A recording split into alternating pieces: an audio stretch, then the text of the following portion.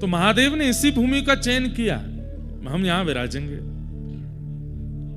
लेकिन नारायण भगवान ने बोली आपसे पहले हमारी दृष्टि पड़ चुकी है यहाँ पे, हम इसको चुनेंगे। महादेव बोले आपको क्या करना है यहाँ पे? आप वैकुंठ में रहिए, तीनों लोकों के अधिपति आप, तो पूरी दुनिया में राज कर सकते हैं, लेकिन नाथ ये तप की भूमि है और आपको तप करना नहीं है, तो आप क्यों आएंगे? बोले नहीं, हमें भी तप करना है। महादेव बोले हम आपको तप करते देख नहीं सकते, हमारे स्वामी तप करें ये हम कैसे देख सकते हैं? और आपको तप की आवश्यकता क्यों? तो कल मैंने बताया कि प्रत्येक मानव के लिए तपस्या कर रहे हैं ठाकुर जी। तो पहले महादेव ही विराजमान थे यहां पर, लेकिन नारायण भगवान विचार किए कि राजी राजी नहीं मिलेगी जगह तो छल बल से ले लेंगे हम, और एक छोटे से बालक का रूप धारण करके तप्त कुंड के पास में, जैसे एक बालक किलकारी मार के रोता है, ऐसे ठाकुर जी रोने लगे। पार्वती मैया तप्त सरोवर में स्नान करने जब आई, महादेव से कहा अरे ऐसा लगता है कि कोई देवांगना भ्रमण करने आई थी। बंधुओं एक बात बोले, हम ये मानवों का स्थान है ही नहीं, ये देवताओं की भूमि है। यहां देवता विचरण करते हैं, यहां यक्ष यक्षिणियां विचरण करती हैं, यहां सप्तऋषि विचरण करते हैं, और कईयों को उनका अनुभव होता है।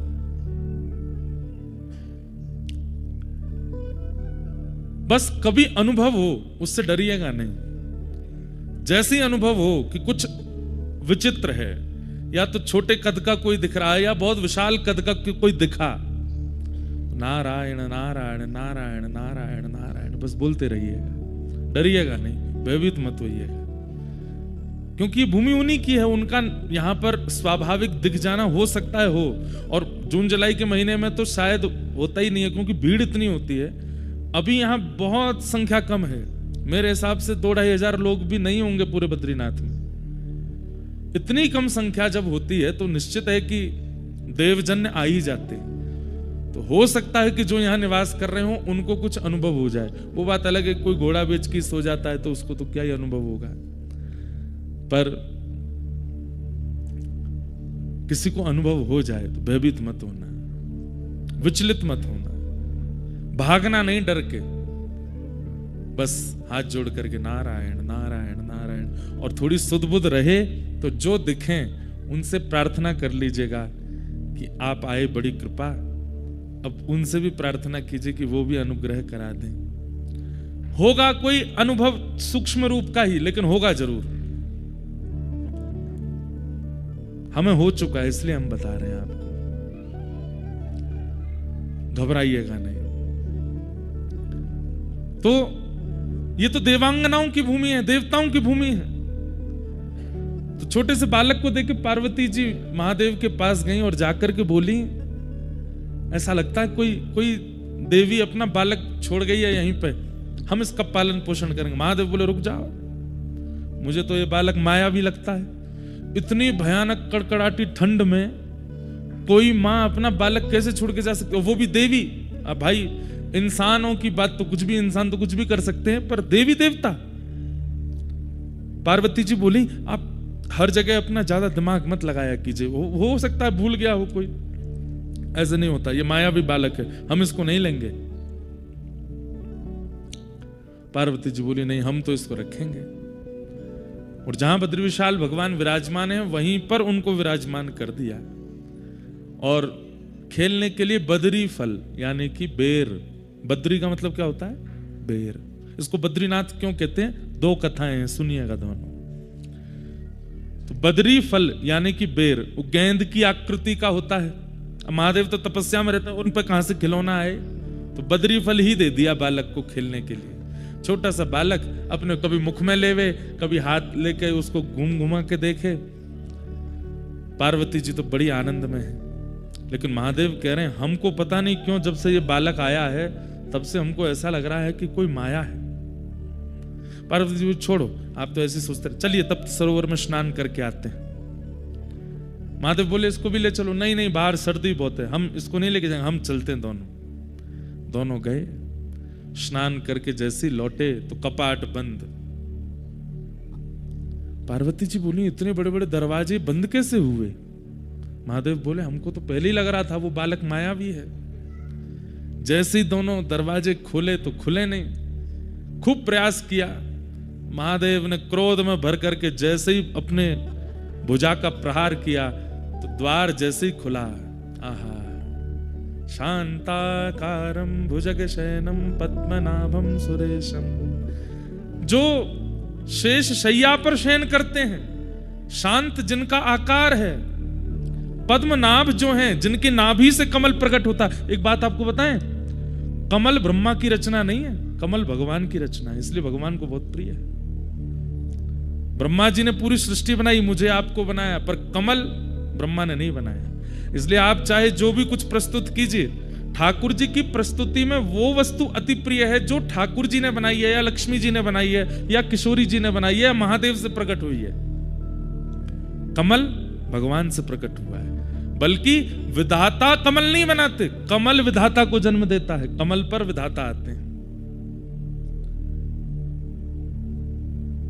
विश्वाधारम, पूरे विश्व के आधार जो हैं, ऐसे वेद वर्णम शुभांगम, लक्ष्मीकांतम कमल नयनम, योग भीर ध्यान गम्यम, वंदे विष्णुम भव भयहरम सर्वलोकैकनाथम।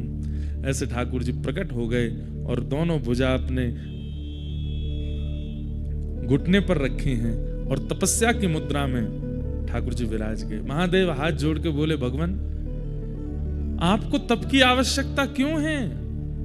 किसकी प्राप्ति करना चाहते हैं? किसी की नहीं, बस मानवों के सुख के लिए तप करना है। ये संसार के जीवात्मा प्रसन्न रहे, ये संसार के जीवात्मा कर्मफल प्राप्त करें, उनके लिए तप करना है। तो बदरी फल से जो बालक खेलते खेलते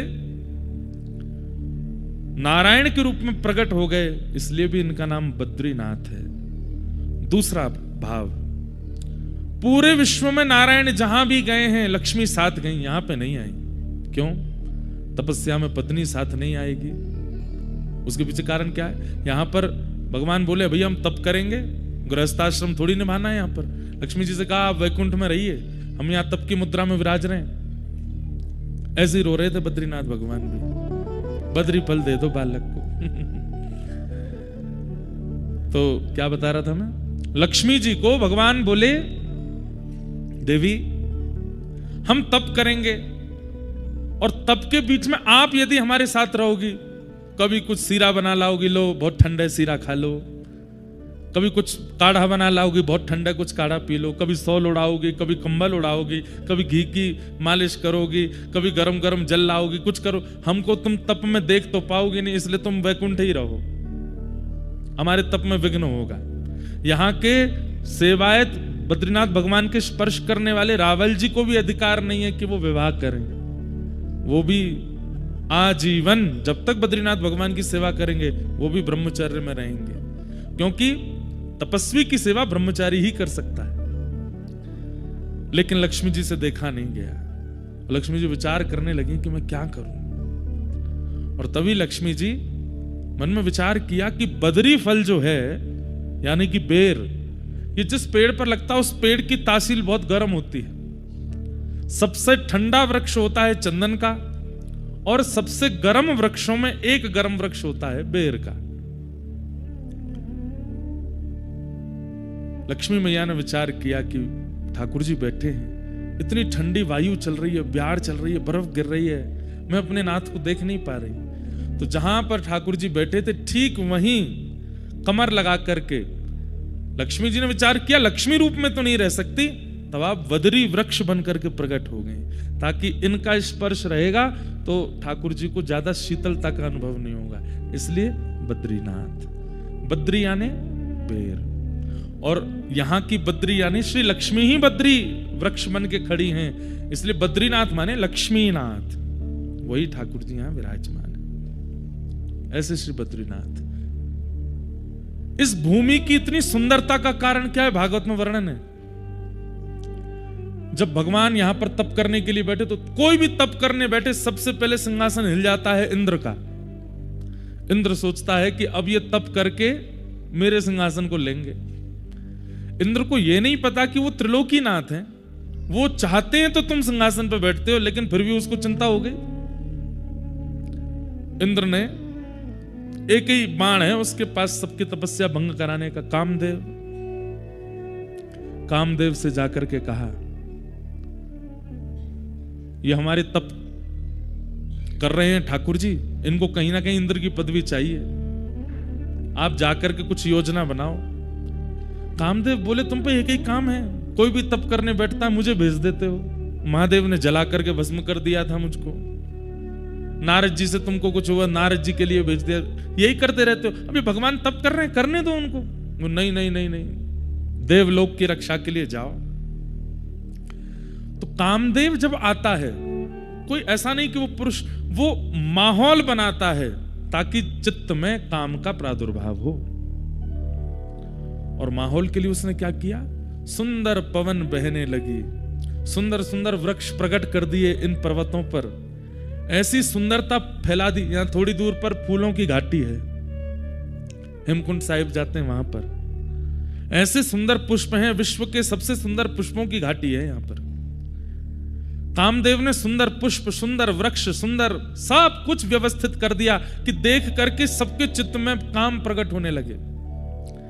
लेकिन ठाकुर जी की तपस्या को भंग नहीं कर पाया। ठाकुर जी तो मंद मंद मुस्कान लगे, कोई बात नहीं, अच्छा है हमारे आश्रम को, ये भगवान का आश्रम है, बद्रिक आश्रम, एक प्रकार से आप ठाकुर जी के आश्रम आए हो। बोले अच्छा है, हम तो तपस्या में बैठे हैं, सेवकगण है नहीं, बढ़िया कामदेव पूरे आश्रम को सजा रहा है, अच्छा है सजा लो। एक बाण चलाया वायु का, दूसरा बाण चलाया सुंदर वातावरण का, लेकिन तब भी ठाकुर जी का मन बिल्कुल विचलित नहीं हुआ। तब उसने तीसरा बाण चलाया, सुंदर सुंदर अप्सराओं को भेज दिया। कोई नृत्य कर रही है, कोई गा रही है, कोई श्रृंगार कर रही है, कोई ठाकुर जी के लिए प्रसादी बना रही है, सब ठाकुर जी को चारों ओर से घेर लें।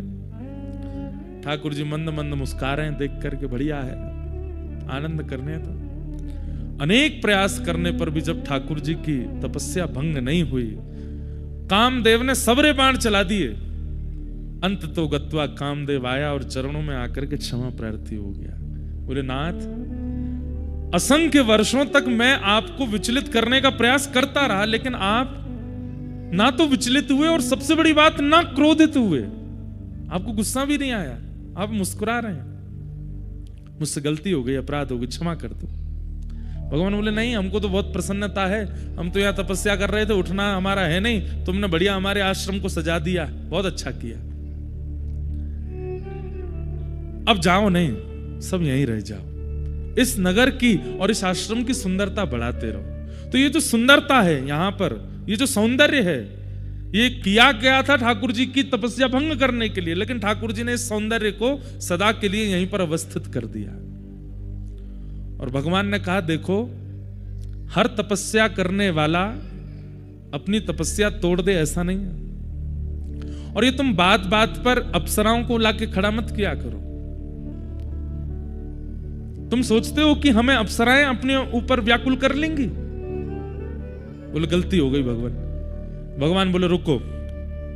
और ठाकुर जी ने ऐसे अपनी जंघा का, अपनी उरु का जैसे ही घर्षण किया, तो यहां के घर्षण से थोड़ा सा मैल गिरा, और उस मैल से, यहां के घर्षण से उर्वशी प्रकट हो गई।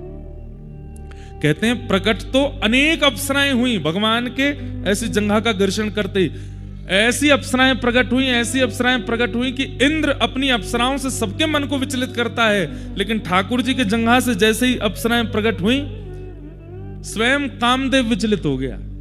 बोले मैंने सुंदरताएं बहुत देखी, ऐसी नहीं देखी। भगवान बोले अब तुम जो जिनको लेके आए थे उनको तो यहीं व्यवस्थित कर दो, इनमें से किसी एक को ले जाओ। और उनमें से एक को लेकर के इंद्र गए हैं, वही उर्वशी हैं, जिनकी आराधना करने से सुंदर पत्नी की प्राप्ति होती है, ऐसा कहते हैं। सुंदर पत्नी की प्राप्ति होगी, सुंदर रूप की प्राप्ति होती है, सौंदर्य की प्राप्ति होती है उर्वशी। उर्वशी का भी जन्म स्थान है यही बद्रीनाथ। लेकिन तब देवताओं ने आकर के हाथ जोड़ करके ठाकुर जी की आराधना की। और कल हम आरती गा रहे थे ना, वो आरती नहीं, स्तुति है बद्रीनाथ भगवान की। और उस स्तुति में ये भाव करने वाले जैसे नारायण है वैसा किसी ने नहीं किया। एक संत की वाणी मैंने सुनी, भगवान तप क्यों कर रहे हैं, इसका दूसरा कारण क्या है। कई संतों ने, कई विद्वानों ने, कई ऋषियों ने भगवत प्राप्ति के लिए तप किया, आज भी कर रहे हैं। दो चारों से तो मैं भी मिला हूं जो आज भी तप कर रहे हैं। यहां पर जो चरण पहाड़ी है, आगे माणा से ऊपर सतोपंथ के मार्ग हैं, वहां आगे कई गुफाएं हैं और वहां कई संत आज भी रहते हैं और रह करके ठाकुर जी के लिए तप कर रहे हैं। तो भगवान कहते हैं कि भाई ये यथामाम प्रपद्यन्ते ताम्स तथैव भजाम्य हम, जो मुझे जैसे भजता है मैं उसे वैसे ही मिलता हूं। तो कहीं ना कहीं जब व्यक्ति तप करता है तो ठाकुर जी को अपने ऊपर ऋण जैसा लगने लगता है, भार जैसा लगने लगता है। ठाकुर जी बोले इतनी कठिनाई सह करके, इतना अव्यवस्थित होकर के ये मेरी आराधना कर रहा है, कहीं इसके मन में यह विचार ना आ जाए कि नाथ हम इतना तप करते हैं, आप तो वैकुंठ में आनंद फरमाते हो, आनंद करते हो। तो ठाकुर जी भी यहां तप में बैठे और ठाकुर जी बोले तुम सबके तप की तो अवधि है, किसी के 50 वर्ष, 100 वर्ष, 500 वर्ष, 1000 वर्ष, पर मैं ऐसे तप में बैठूंगा जब तक पृथ्वी लोक है, तब तक मेरा तप चलता ही रहेगा। अनावृत तप कर रहे हैं ठाकुर जी। तो कभी अगर ठाकुर जी के सामने कोई गुस्सा करता है, हे नाथ पत्नी छोड़ दी, बच्चे छोड़ दिए, सब छोड़ छाड़ करके हम भजन करते हैं और आप हम पर कृपा नहीं कर रहे, ठाकुर जी बोले हम भी कर रहे हैं, बद्रीनाथ में जाके देख ले, शिकायत मत करें हमसे, हमने भी पत्नी बच्चे छोड़ दिए, अपने एकांत में रह करके हम भी भजन कर रहे हैं। तो कहीं कोई शिकायत ना करे और कहीं कोई ठाकुर जी पर ऋण ना डाल दे, इसलिए भी ठाकुर जी यहां तप में बैठे और हमें दिखाने के लिए बैठे हैं। बोले तुम क्या तप करोगे, हमारा तप देखो कैसा तप है, अद्भुत। ऐसे हमारे श्री बद्री विशाल भगवान, उन्हें हम बारंबार प्रणाम करते हैं, उन्हें बारंबार वंदन करते हैं।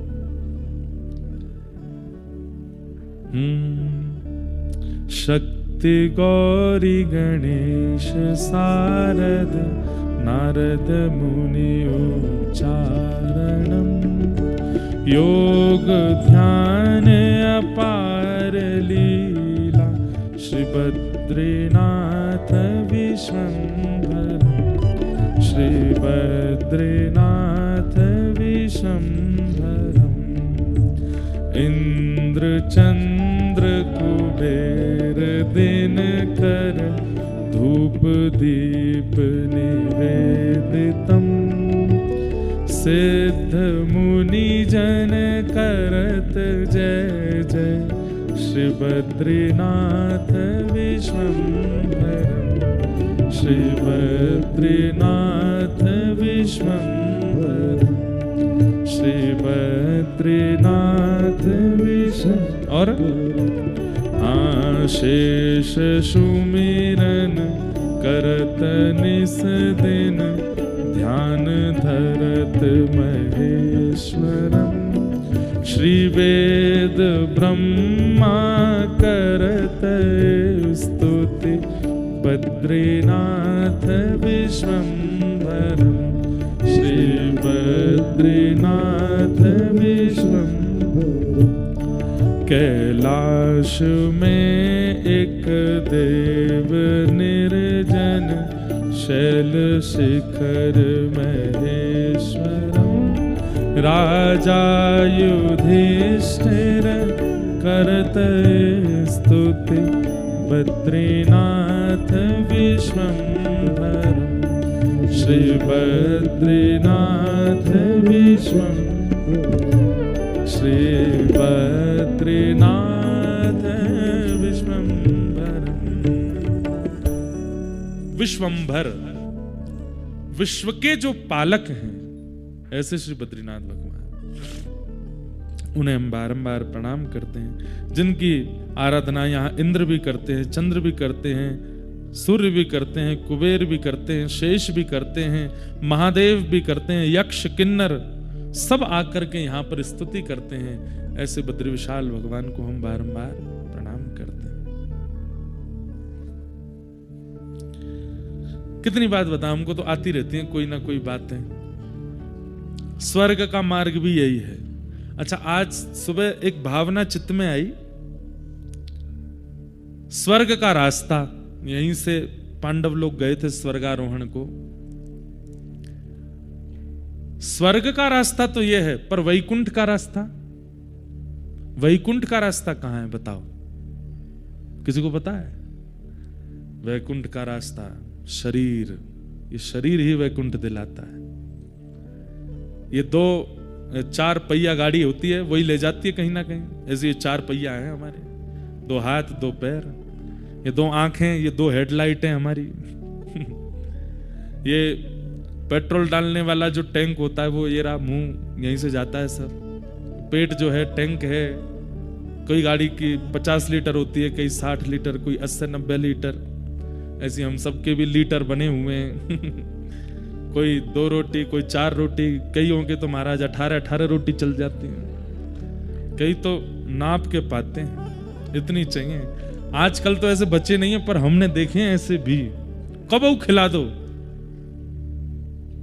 ऐसे ऐसे जीव हैं महाराज संसार में, भोजन का नाम ले दो और उनको भूख लगाती है। हमारे परिकर में भी हैं 2-4 ऐसे। यहां पे नहीं है, इधर मत देखना कहीं, वो आए नहीं है। क्यों नहीं आए? कोई बद्रीनाथ में भोजन मिलेगा ही नहीं। कम खाना होता है ना यहाँ पे। तो ये शरीर गाड़ी है, स्वर्ग का रास्ता। लोग बाग कहते हैं, मेरे को फोन पे भी अभी बात कर रहे, बोले वहां तो स्वर्ग की सीढ़ियां दिखाई देती हैं। मैंने, हाँ आपने देखी? नहीं, मैंने वैकुंठ की देखी। अरे वैकुंठ की देखी आए? मैं स्वर्ग वाली से तो फिर भी उतर के आना पड़ता है कभी ना कभी, छिन्ने पुण्य मर्त लोकम विसंति। पर वैकुंठ की सीढ़ी देखने वाला, वैकुंठ जाने वाला दोबारा लौट के नहीं आता। वैकुंठ की सीढ़ी क्या है? तब मन में आया, वैकुंठ का रास्ता तो शरीर है। इन आंखों का आश्रय लेकर के, इन कानों का आश्रय लेके, मुख का आश्रय लेके, हाथ का आश्रय लेके, चरणों का आश्रय लेके, मन का आश्रय लेके, बुद्धि का आश्रय लेके, हमारे भीतर की जीवात्मा इस देह का आश्रय लेती है, तभी उसको वैकुंठ मिलता है। वैकुंठ का रास्ता शरीर है। बहुत सुंदर भाव है। आइए हम कृष्ण उद्धव संवाद में प्रविष्ट होते हैं। भगवान अपनी लीला संवरण करने की स्थिति में हैं और उद्धव पर विशेष कृपा कर रहे हैं। उद्धव को अपने समीप बैठा करके भगवान ज्ञान उपदेश कर रहे हैं और उद्धव को भगवान कहते हैं भैरवी। तम तु सर्वं परित्यज्य स्नेहं स्वजन बंधुषु मय्यावेशय मनः सम्यक् समदृक् विचरस्वगाम। उद्धव को भगवान आज्ञा कहते हैं। आज्ञा होती है कि भाई संसार के विषयों का त्याग करो, संसार के विषयों का त्याग करो, संसार के संबंधों का त्याग करो। पर यहां पर ठाकुर जी ने एक विशिष्ट शब्द का प्रयोग किया, स्नेहम। स्नेह का परित्याग करो। भले ही पत्नी का त्याग ना करना पड़े, बच्चों का त्याग ना करना पड़े, कुल खानदान संपत्ति का त्याग ना करना पड़े, संसार की प्रवृत्ति का त्याग ना करना पड़े, पर इस संसार में जो आपका स्नेह है, अत्यंत आसक्ति है, उसका त्याग करो, उसका त्याग करो। स्नेह का त्याग। बंधुओं, ये जो हम कल से यहां प्रवचन सुन रहे हैं ना, मुझे पढ़ते पढ़ते इतना आनंद होता है, इतना रोमांच हो जाता है चित्त में। क्यों? क्योंकि ये बातें स्वयं श्री कृष्ण बोल रहे हैं, स्वयं ठाकुर जी बोल रहे हैं। वेद व्यास जी बोल रहे हो, शुकाचार्य जी बोल रहे हो, आचार्य चरण बोल रहे हो, तब भी हमको आनंद होता है। पर जब स्वयं भगवान बोल रहे हैं तो एक प्रकार से प्रमाणित हो जाता है कि भाई स्वयं ठाकुर जी बोल रहे हैं, तो इस बात को तो मानना है। ठाकुर जी यहां पर स्नेह के परित्याग की बात कह रहे हैं कि स्नेह का त्याग करो। सबके प्रति जो तुम्हारी आसक्ति है उसका त्याग करो। उद्धव जी महाराज सुन रहे हैं और उद्धव जी तुरंत प्रश्न करते हैं, योगेश योग विन्यास योगात्मन योग संभव निश्रेयसाय में प्रोक्त त्यागः संन्यास लक्षण।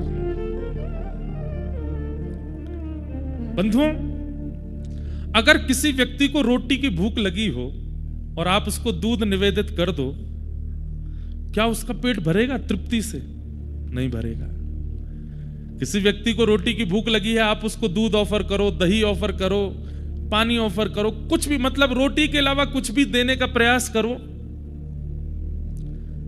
अब मरता क्या नहीं करता वाली स्थिति में तो वो कुछ भी खा लेगा, लाओ भाई दो, कुछ भी जाए, पेट तो बचे। लेकिन उसकी तृप्ति रोटी से ही होने वाली है। भगवान यहां पर स्नेह के परित्याग की बात क्यों कर रहे हैं? स्नेह क्या है? आत्मा का आहार है। बहुत ध्यान से सुनिएगा। हम आपसे एक बात कह दें, पूर्व की कथाओं को छोड़िए, आगे होने वाली कथाओं को भी विचार मत कीजिए। सब जगह भक्ति, प्रेम आदि आदि सब उत्सव आदि प्रधान रहते हैं, यहां ज्ञान प्रधान है और जीवन लाभकारी ज्ञान प्रधान है इस कथा का। इसलिए बहुत ध्यान से सुनिएगा। आलस्य को आने मत दीजिएगा। कुंभकर्ण की पत्नी है निद्रा देवी, उससे तो 100 फुट दूर रहिएगा, कहीं भी आक्रमण ना करे, क्योंकि मौसम ऐसा है कि हो सकता है। बहुत ध्यानपूर्वक सुनिए। ठाकुर जी कह रहे हैं, उद्धव,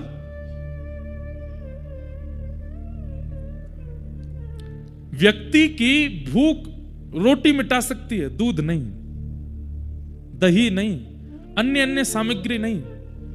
पर हम अपनी आत्मा के साथ क्या करते हैं? आत्मा का आहार है स्नेह, और वो स्नेह के रूप में हम वो सब ही दे रहे हैं। मतलब उसको दूध ही पिलाते हैं। आत्मा कहती है मैं भूखी हूं, हम उसको दूध पिलाते हैं। दूध किस रूप में? संसार के प्रियजनों से प्रिय प्रेम संबंध मान करके, उनके प्रति आसक्ति बना करके। आत्मा सदैव अतृप्त क्यों रहती है? एक व्यक्ति अनेक काल तक हमें अच्छा क्यों नहीं लगता? कुछ दिन बाद उसमें दुर्गुण क्यों दिखने लग जाते हैं? क्योंकि हमारी आत्मा ये बात मानती है कि भाई इससे मेरी तृप्ति नहीं है। तुम जिसका आस्वादन मुझे करा रहे हो, इससे मैं तृप्त होने वाली नहीं हूं। इसलिए संसार में चाहे कितना भी सुंदर व्यक्ति, कितना भी गुणवान व्यक्ति कोई भी जीवन में आ जाए, हम एक समय आने पर उससे तृप्त हो जाते हैं। क्यों? क्योंकि हमारी आत्मा कह रही है कि इससे मेरे जीवन का मेरा उद्धार संभव नहीं है।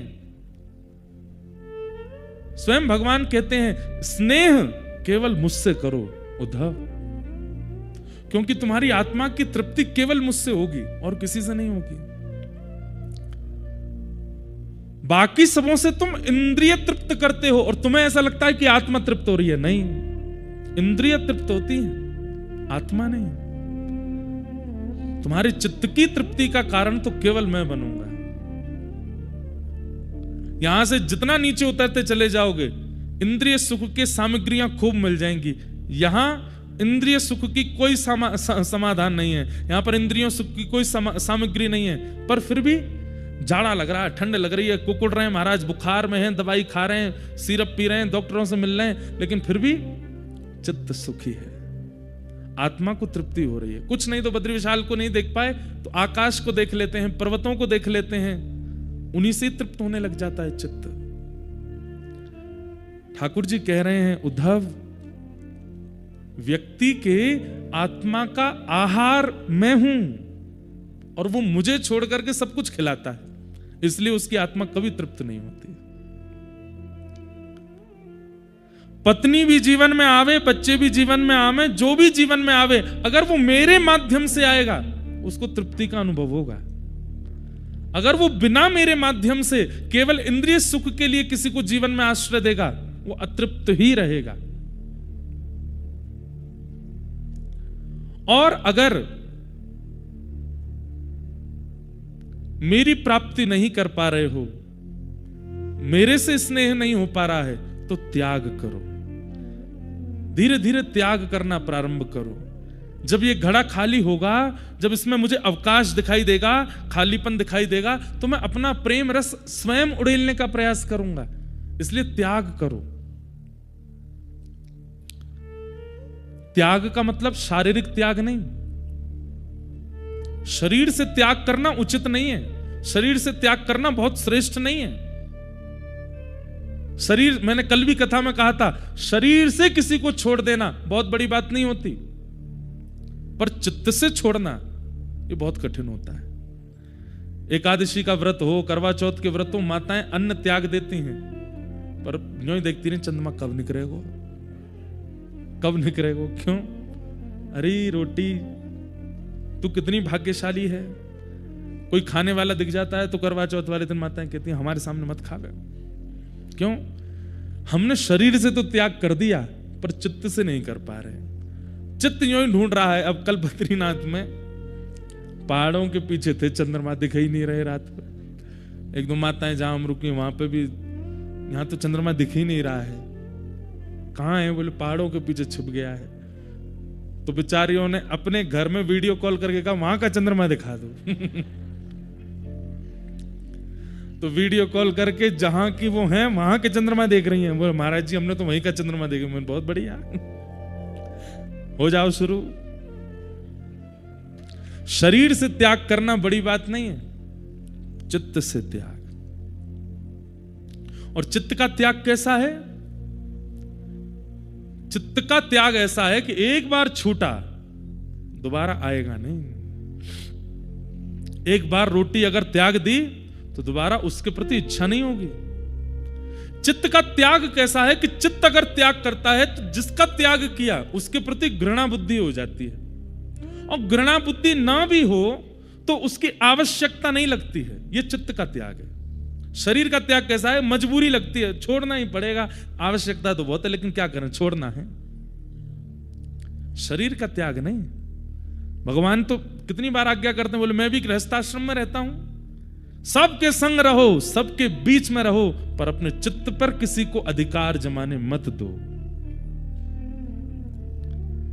तब अर्जुन कहता है, वो उद्धव कहते हैं, बंधुओं एक बात कहें, कृष्ण अर्जुन संवाद वो हाई स्कूल की पढ़ाई है, और कृष्ण उद्धव संवाद ये यूनिवर्सिटी लेवल है। इसको समझ लीजिएगा, बस अद्भुत है। अब इसके बाद एक ऐसा प्रसंग आएगा वो बहुतों ने सुना है, लेकिन ये सारे प्रसंग कृष्ण उद्धव संवाद से ही प्रकट हुए। अब उद्धव कहते हैं, बोले नाथ आपका कहना बहुत आसान है कि भाई स्नेह का त्याग करो, लोगों को चित्त पर हावी मत होने दो, किसी को भी अपने चित्त पर आक्रमण मत करने दो, त्याग करो त्याग करो। ये कहना बहुत आसान है ठाकुर जी, ये त्याग होगा कैसे ये सिखाओ। त्यागोयम दुष्करो भूमन कामानां विषयात्मभिः सुतराः त्वयि सर्वात्मन् भक्तेरिति मे मति। बोले बताना कहना बहुत आसान है कि त्याग करो, करवाना सिखाइए, होगा कैसे। और जो लोग त्याग कर देते हैं उनके लक्षण क्या होते हैं? जो लोग त्याग कर पाते हैं, जो इस प्रकार की स्थिति जो आप बता रहे हैं, जो कर लेते हैं, वो ऐसा क्या करते हैं? उनकी जीवनचर्या कैसी होती है, उनका विचार कैसा होता, उनका स्वभाव कैसा होता, उनके लक्षण कैसे होते हैं? कृपा करके मुझे बताइए कि त्याग करने की स्थिति बनती कैसे? तब भगवान कहते हैं, आत्मानो गुरुरात्मैव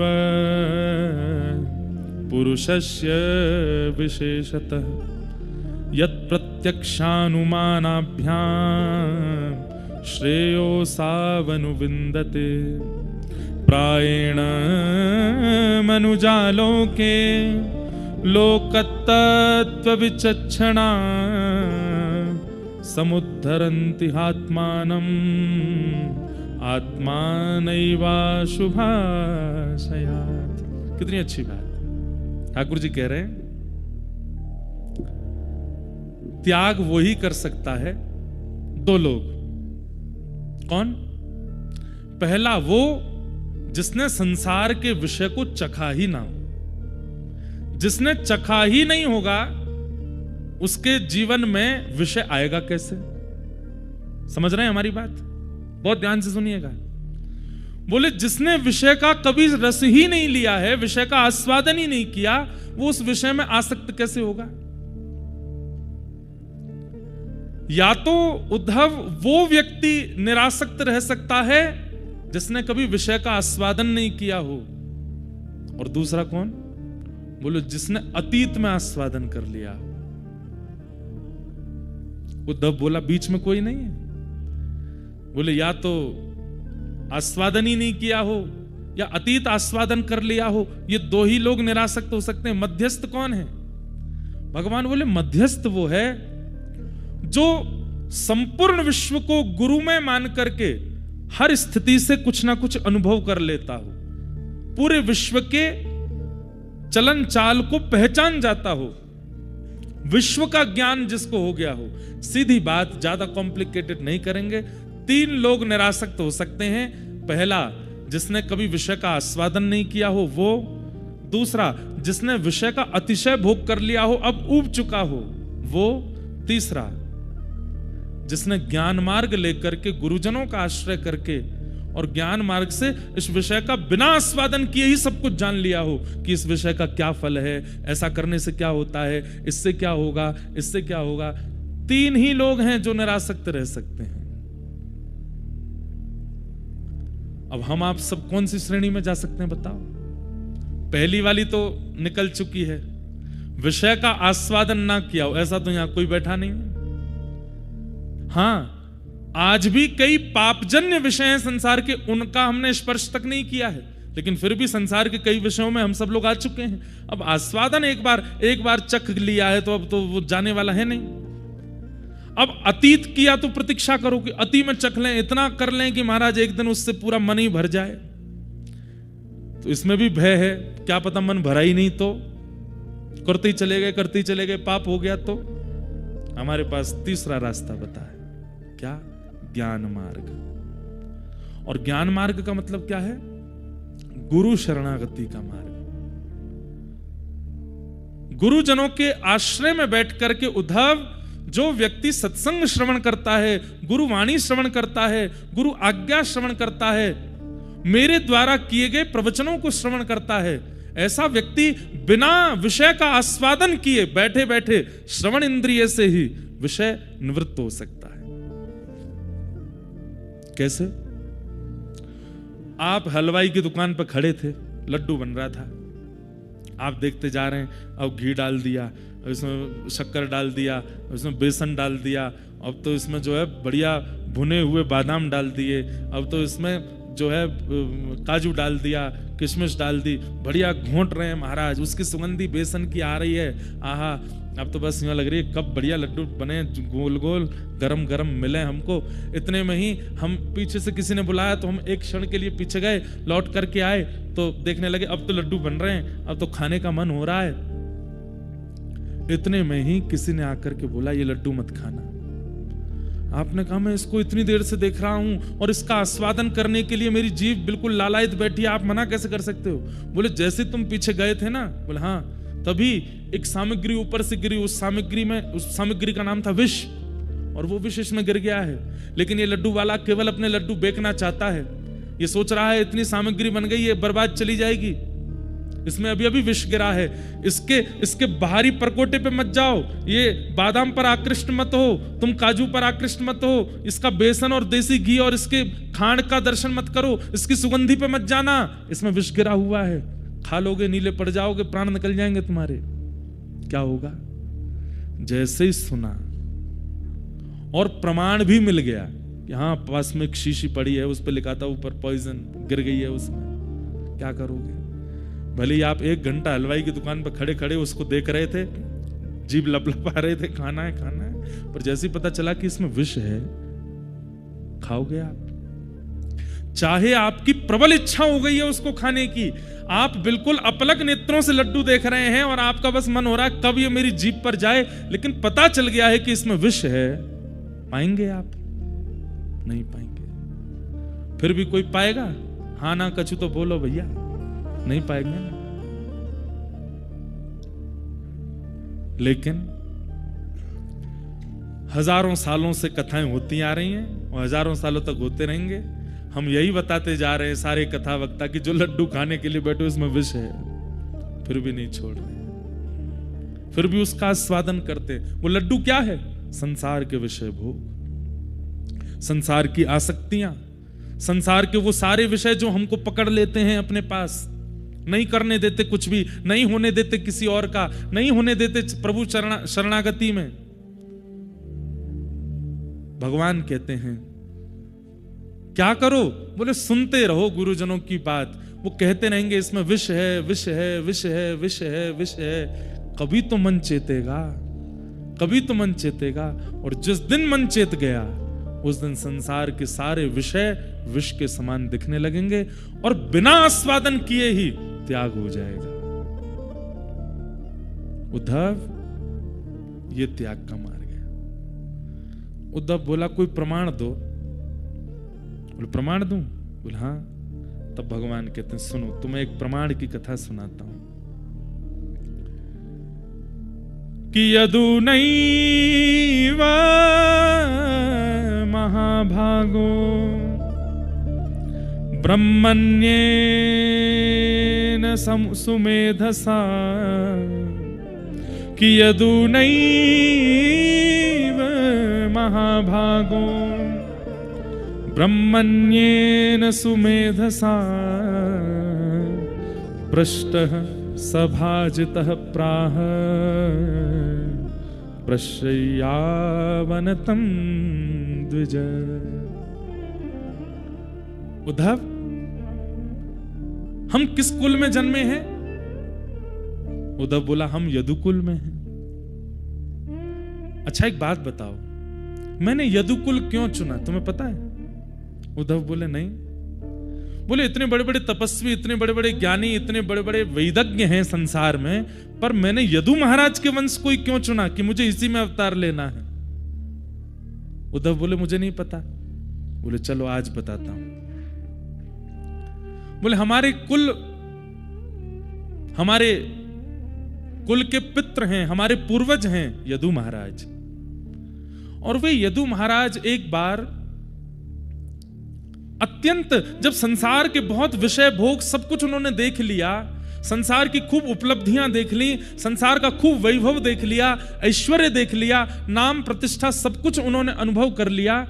उसके बाद एक दिन एकांत में बैठे बैठे उन्होंने सोचा मेरे पास आज संसार की हर वस्तु है, ऐश्वर्य है, धन है, संपत्ति है, विवेक है, बुद्धि है, परिवार है, सब कुछ है, बल है।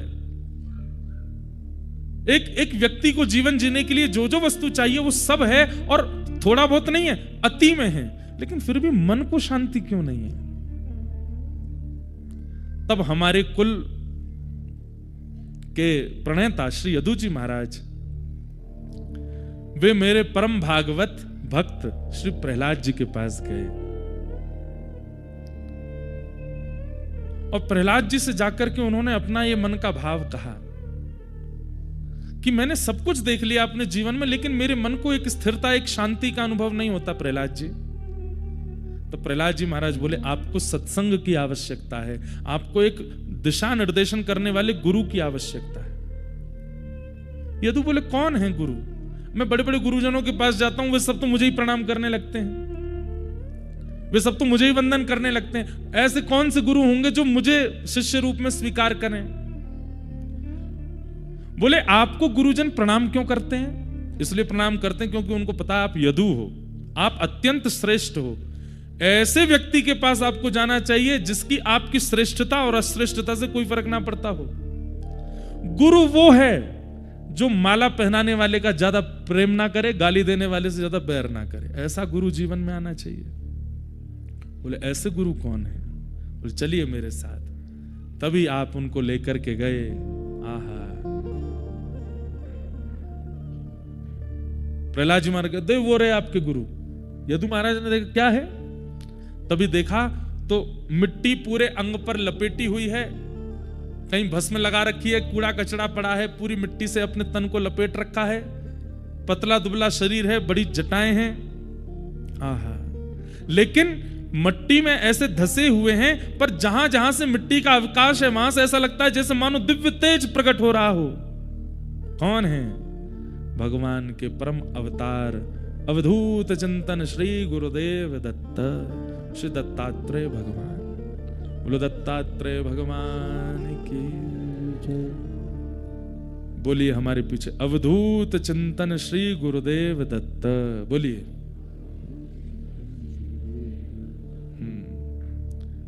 ये भगवान के गुरु स्वरूप के अवतार हैं श्री दत्तात्रेय। अनसुईया मैया उनके पातिव्रत की परीक्षा लेने के लिए ब्रह्मा विष्णु महेश तीनों गए और तीनों ने जाकर के भिक्षा मांगी। अनसुईया मैया बोली क्या चाहिए भिक्षा में? बोले आप दुग्ध पान करा दीजिए। तुरंत अनसुईया मैया ने तीनों को छोटा बालक बना दिया और छोटे छोटे बालक, गोद के बालक बना करके ब्रह्मा विष्णु महेश तीनों को दुग्ध पान करा दिया। तीनों इतने प्रसन्न हो गए, बोले मां हम आपके पातिव्रत पर बार बार वारी वारी जाएं, न्योछावर जाएं। हम इतना सुंदर रूप धारण करके, युवावस्था धारण करके आए और आपने हमारी बात भी रख ली और हमारा अपना कार्य भी कर दिया, कुछ अपना पातिव्रत भी नष्ट नहीं होने दिया, छोटे छोटे बालक बना दिया हमको। कृपा कर दीजिए, अब आपने अपने वक्ष का दूध पिलाया है तो हम आपके यहाँ संतान रूप धारण करके आएंगे। और अनसुईया मैया के यहाँ पर वही तीनों एक रूप धारण करके आए, श्री दत्तात्रेय भगवान। और श्री दत्तात्रेय भगवान के रूप में उनका इसलिए दत्तात्रेय जी के 3 मुख हैं, ब्रह्मा भी हैं, शिव भी हैं और नारायण भी हैं। दत्तात्रेय प्रकट हुए। दत्तात्रेय के पास कौन गए हैं? श्री यदु महाराज। और यदु महाराज ने जाकर के थोड़ी देर उनकी स्थिति देखी। भोजन नहीं करते हैं, कोई दे जाए तो खा लेते हैं। स्नान नहीं करते हैं, कोई व्यवस्था कर जाए तो स्नान कर लेते हैं। मतलब स्वयं चेष्टा कुछ भी नहीं करते। लेकिन उनके मुखमंडल को देख के क्या लग रहा था? परम प्रसन्न और परम आनंद। यदु महाराज बोले सब कुछ मिलने के बाद भी जो मुझे नहीं है, कुछ ना भी होने के बाद वो इनके पास है। यदु महाराज ने कहा आप करते धरते कुछ है नहीं, आप कहीं आते जाते हैं नहीं, आपका घर परिवार है नहीं, फिर भी आप इतने प्रसन्न कैसे हैं, इतने निरासक्त कैसे हैं? किसी वस्तु में आपकी आसक्ति क्यों नहीं है? कोई आपके सामने करोड़ों की संपत्ति धर जाता, आप उससे आसक्त नहीं होते। कोई गाली दे जाता, आप उससे बैर नहीं करते। इन सब का कारण क्या है? इतनी समरसता आपके अंदर कैसे आ गई? ऐसा कौन सा ज्ञान है आपके पास जिससे आप ऐसे बन गए हैं? दत्तात्रेय भगवान बोलते हैं बैठो, मेरे 24 गुरु हैं और उन 24 गुरुओं के बारे में मैं तुम्हें बताऊंगा जिनके कारण मुझे यह प्राप्त हुआ। बंधुओं, दत्तात्रेय भगवान के 24 गुरु हैं। इसका एक कारण क्या है? दीक्षा गुरु एक ही होना चाहिए, मंत्र देने वाले गुरु एक ही होने चाहिए, पर सीखने वाले सिखाने वाले गुरु अनेक हो सकते हैं। आप जिससे भी सीखते हैं उसको अपना गुरु। अभी आज क्या होता है, ये प्रसंग सुनने से पहले आपकी दृष्टि क्या है वो सुनिए, और इस प्रसंग के बाद आपकी दृष्टि क्या होनी चाहिए, दोनों का ध्यान रखिएगा। ध्यान से सुनो। अभी आपकी दृष्टि कैसी है? आप यहां से बाहर निकलते हैं, जितने लोगों से मिलते हैं उनमें 2 ही चीज का दर्शन करते हो, या तो गुण या दोष। इस प्रसंग को सुनने के बाद, यहां से निकलने के बाद, ना तो किसी में आप दोष देखेंगे ना किसी में गुण देखेंगे, केवल एक स्थिति का अनुभव करेंगे, क्या इससे मुझे क्या सीखने को मिल रहा है। अगर आप इस दृष्टि से आगामी 2-3 दिन भी बद्रीनाथ में विचरण कर लिए, कथा के विश्राम दिवस पर आपसे ज्यादा प्रसन्न व्यक्ति कोई नहीं होगा। इस बात को सुनिएगा मत, प्रैक्टिकल कीजिएगा। आज इसी प्रसंग के बाद से जो दिखे सामने, उसमें ना गुण देखो ना दोष देखो। ये भी एक प्रश्न आता है, आगे आएगा। भगवान ने उद्धव से कहा किसी में दोष नहीं देखना, तो उद्धव ने कितनी अच्छी बात कही भगवान से। क्या कहता है? बोले ठाकुर जी आप उस स्थिति में हो कि आपको किसी में दोष नहीं दिखते। पहाड़ के ऊपर चढ़ जाने वाले व्यक्ति को टूटे हुए घर नहीं दिखते, बनी हुई बिल्डिंगें नहीं दिखती, कलर रंग नहीं दिखते, सब समान दिखते हैं। पर नीचे रहने वाला, अब कल चरण पहाड़ी चढ़ के देखना, यहाँ पे इतना कंस्ट्रक्शन चल रहा है बद्रीनाथ में, वहां से कुछ नहीं दिखेगा आपको, वहां से सब सामान्य दिखेगा, लेकिन नीचे व्यवस्थित रहने वाले व्यक्ति को सब दिखता है, गड्ढे भी हैं, कंकड़ भी है, कीचड़ भी है, सब कुछ दिखता है। तो उद्धव ने कितनी अच्छी बात कही। उद्धव क्या कहता है, बोले नाथ आप जिस स्थिति में, वहां से ये बोलना बहुत आसान है कि किसी में दोष मत देखो, पर हम जहां हैं वहां से हमको दोष दिखता है, हमको गुण दिखता है, हम इससे कैसे बचें। भगवान इतने प्रसन्न हो गए उद्धव से, ठाकुर जी बोले बात तो सही है। जब व्यक्ति करोड़पति बन जाता है ना, बहुत पैसा कमाने लगता है, और किसी व्यक्ति को बहुत मेहनत करता हुआ देखता है, तो वो करोड़पति व्यक्ति उसको ज्ञान देता है, फिर इतना पैसे के पीछे क्यों भाग रहे हो, रात दिन हमको देखो, रात में सो जाते हैं 10 बजे, सुबह उठ जाते हैं 6 बजे, समय देते हैं पत्नी को भी, बच्चों को भी, अपना समय से काम पे जाते हैं, सब करते हैं। तुम्हारी तरह नहीं 24 घंटा जो है लगे पड़े हैं कि बस यहां से भी पैसा मिले, वहां से भी पैसा मिले, ये भी मुझको 200 दे दें, यहां से भी 500 मिल जाए। तो वो व्यक्ति कहता है मेरी स्थिति में आके कहना ये बात, तुम अपनी स्थिति में हो, तुम करोड़पति हो भाई, तुम तो बोलोगे ही कि इतना भागदौड़ क्यों करनी, पर हम तो अभी सामान्य हैं, हमको तो करना पड़ेगा। उद्धव की बात भगवान को बहुत अच्छी लगी, भगवान ने हृदय से लगा लिया उद्धव को। बोले उद्धव, ये पहली बार हुआ था जहां ज्ञान देते देते ठाकुर जी पूछने वाले से प्रसन्न हो गए उद्धव से। भगवान ने हृदय से लगा, उद्धव मुझे तुम बहुत अच्छे लगते हो, कितनी अच्छी बात कह रहे हो, ये वास्तविकता है। मैं परमात्मा हूं, इसलिए मेरा कहना बहुत सरल है कि किसी में दोष मत देखो, किसी में गुण मत देखो, पर तुम जीवात्मा हो, तुम्हें तो दोष गुण दिखेगा।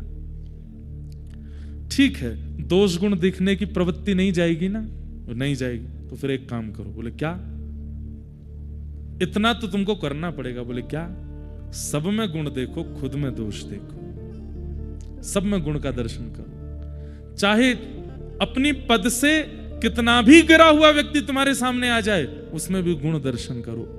ये जीवित है, ये आज भी जी रहा है, इसमें गुण क्या है। और मैं आज भी भटक रहा हूं, मुझ में अवगुण क्या है हर दिन, ये तो कर सकते हो। तब उद्धव बोला हाँ ये कर सकते हैं। बोले यही करो। एक दिन यही करते करते करते करते अपने दोष देखते देखते एक दिन ऐसा आएगा उद्धव, तुम जब नजर घुमा के देखोगे तो मैं जहां खड़ा हूं मेरे बगल में ही खड़े होगे, और फिर मेरे बगल में खड़े होगे तो सब समान ही दिखेंगे ना, फिर तो दोष नहीं दिखेगा ना। बोला हाँ ना, ये हो सकता है।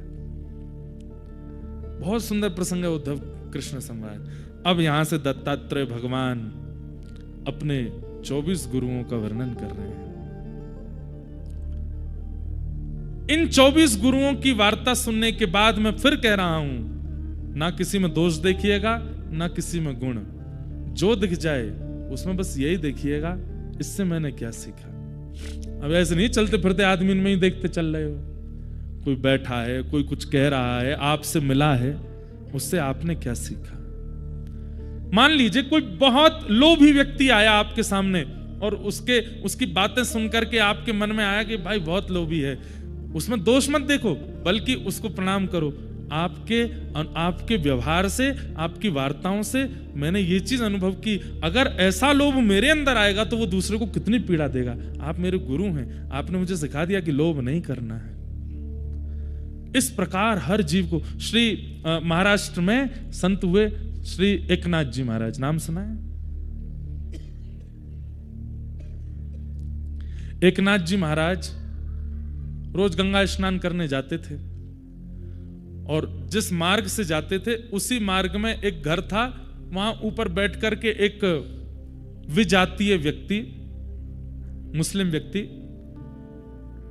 जल पीता, और जब एकनाथ जी निकलते उनके कभी आगे कभी इधर कभी उनके ऊपर कुल्ला कर देता। एकनाथ जी महाराज जितनी बार वो करता उतनी बार गंगा स्नान करते, निकल के आते, फिर कर देते, फिर जाते।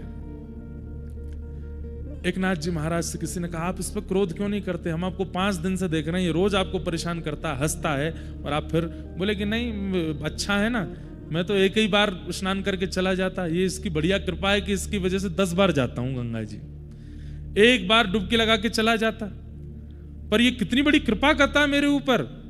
ये कहता एक बार नहीं 10 बार जाओ, 12 बार जाओ, 15 बार जाओ, इसकी कृपा से 15 बार गंगा मैया मुझे गोद में लेती हैं, इसलिए मुझे उस पर क्रोध नहीं आता।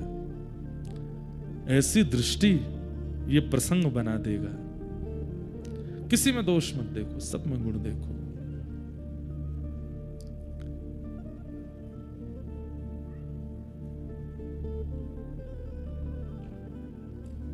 चाहे हार हो चाहे जीत हो, गुरु चरण में मेरी प्रीत हो। चाहे हार हो चाहे जीत हो, गुरु चरण में मेरी प्रीत हो। गाइए। चाहे हार हो चाहे जीत हो, गुरु चरण में मेरी प्रीत हो। सागर भी तू साहिल भी तू, सागर भी तू साहिल भी तू, सागर भी तू साहिल भी तू, सागर भी तू साहिल भी तू। मझधार और माझी भी तू, मझधार और माझी भी तू, मझधार और माझी भी तू, मझधार और माझी भी तू। तुम मद भरा संगीत हो, तुम मद भरा संगीत हो। गुरु चरण में मेरी प्रीत हो।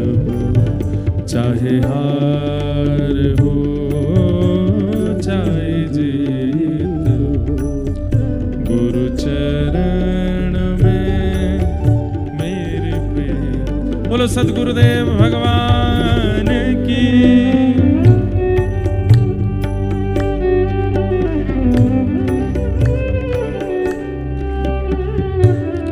वो वाली ताली नहीं बजेगी, ये वाली बजेगी। अब ये ताल भी हमको सिखानी पड़ेगी आपको। 3 बार बजाइए, 1 बार छोड़िए, ऐसे बजेगा। हाँ, हमारे साथ बजाओ। रुको रुको।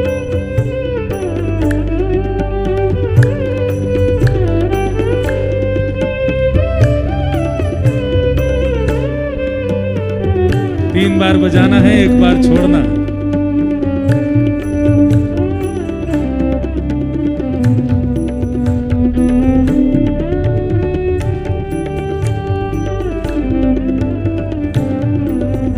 दुनिया ये जाने क्या भला, दुनिया ये जाने क्या भला, ओ दुनिया ये जाने क्या भला, दुनिया जाने क्या भला।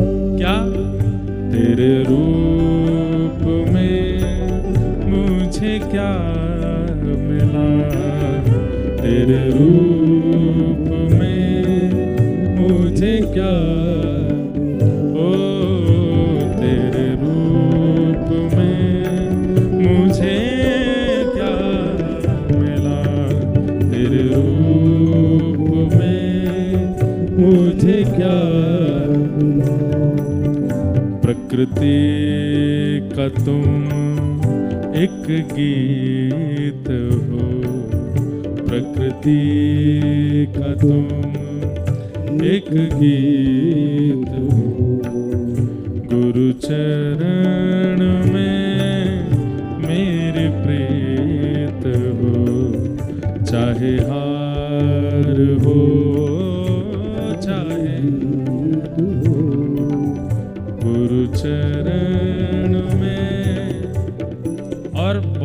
बात। टूटी हुई कश्ती मेरी, टूटी हुई कश्ती मेरी, टूटी हुई कश्ती मेरी, हुई कश्ती मेरी, ओ तेरे भरोसे है पड़े, तेरे भरोसे हे गुरुवर मेरे मन मीत हो, गुरुवर मेरे मन मीत हो, गुरु चरण में मेरे प्रीत हो, चाहे हार हो चाहे जीत हो, गुरु चरण में मेरे प्रीत हो, चाहे हार हो चाहे जीत हो, गुरु चरण में मेरे प्रीत हो, चाहे हार हो चाहे जीत हो, गुरु चरण में मेरे प्रीत हो, हाँ गुरु चरण में मेरे प्रीत हो, गुरु चरण में मेरे प्रीत हो।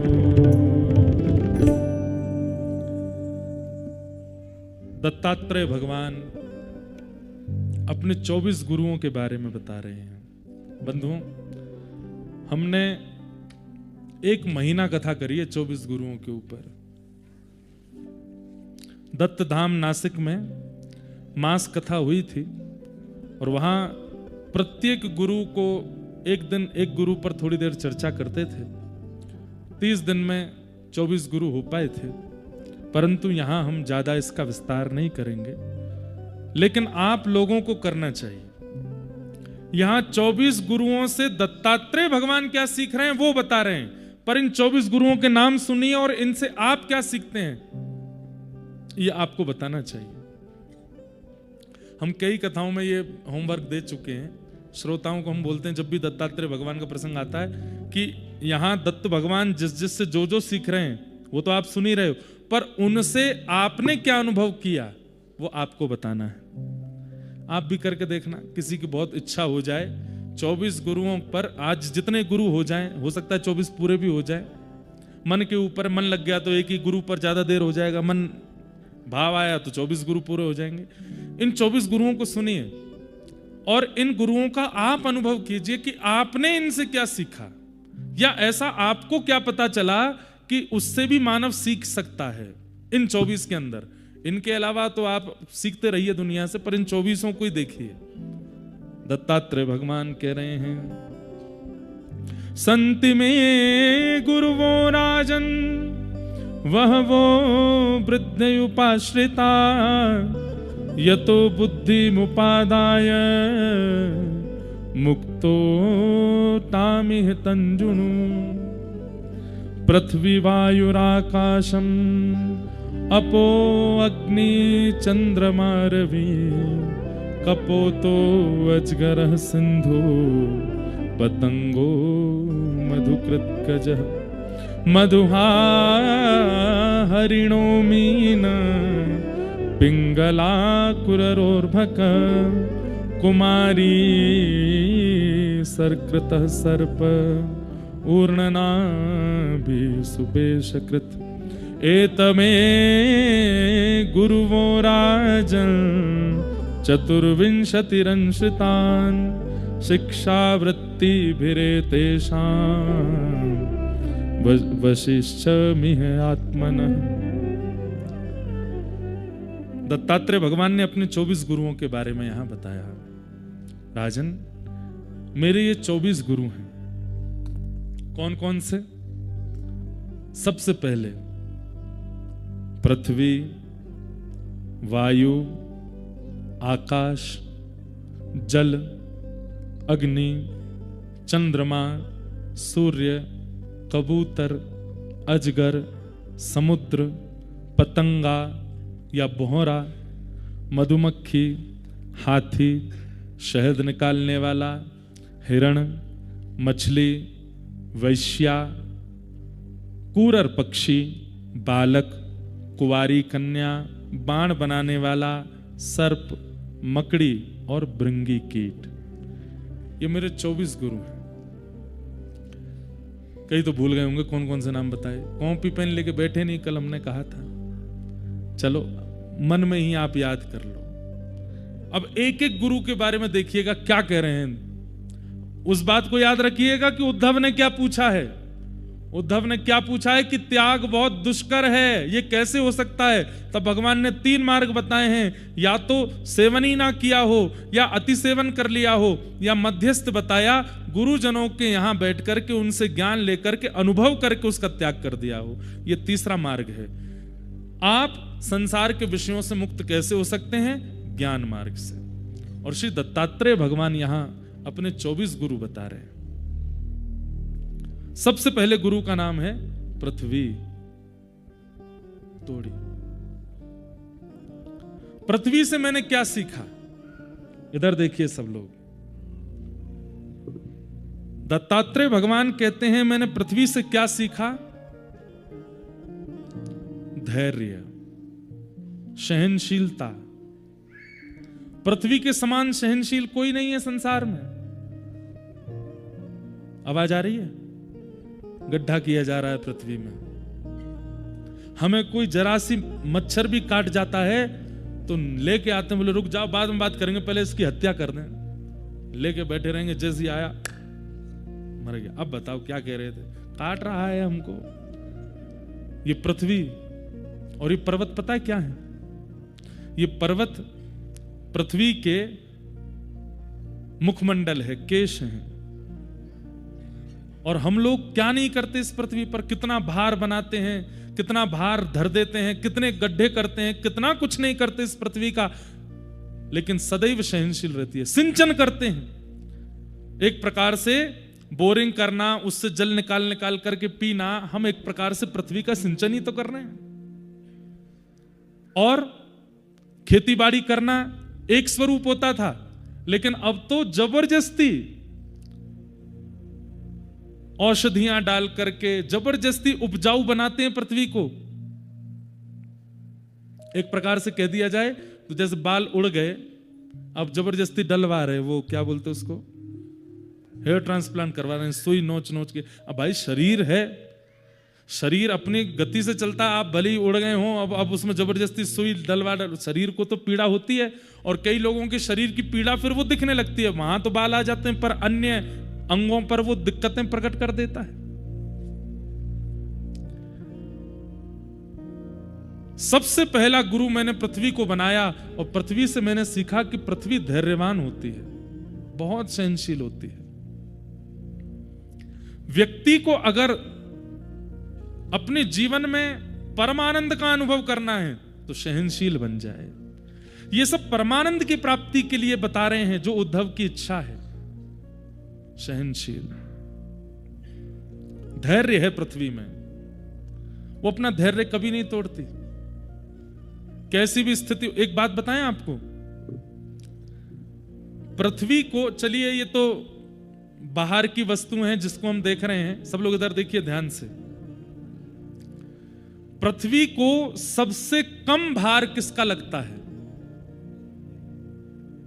वैष्णवों का, जो चित्त से भगवत भजन करते हैं, दिन रात ठाकुर जी के स्मरण में रहते हैं, उन लोगों का भार बिल्कुल नहीं लगता पृथ्वी को। और पृथ्वी को सबसे ज्यादा भार किनका लगता है?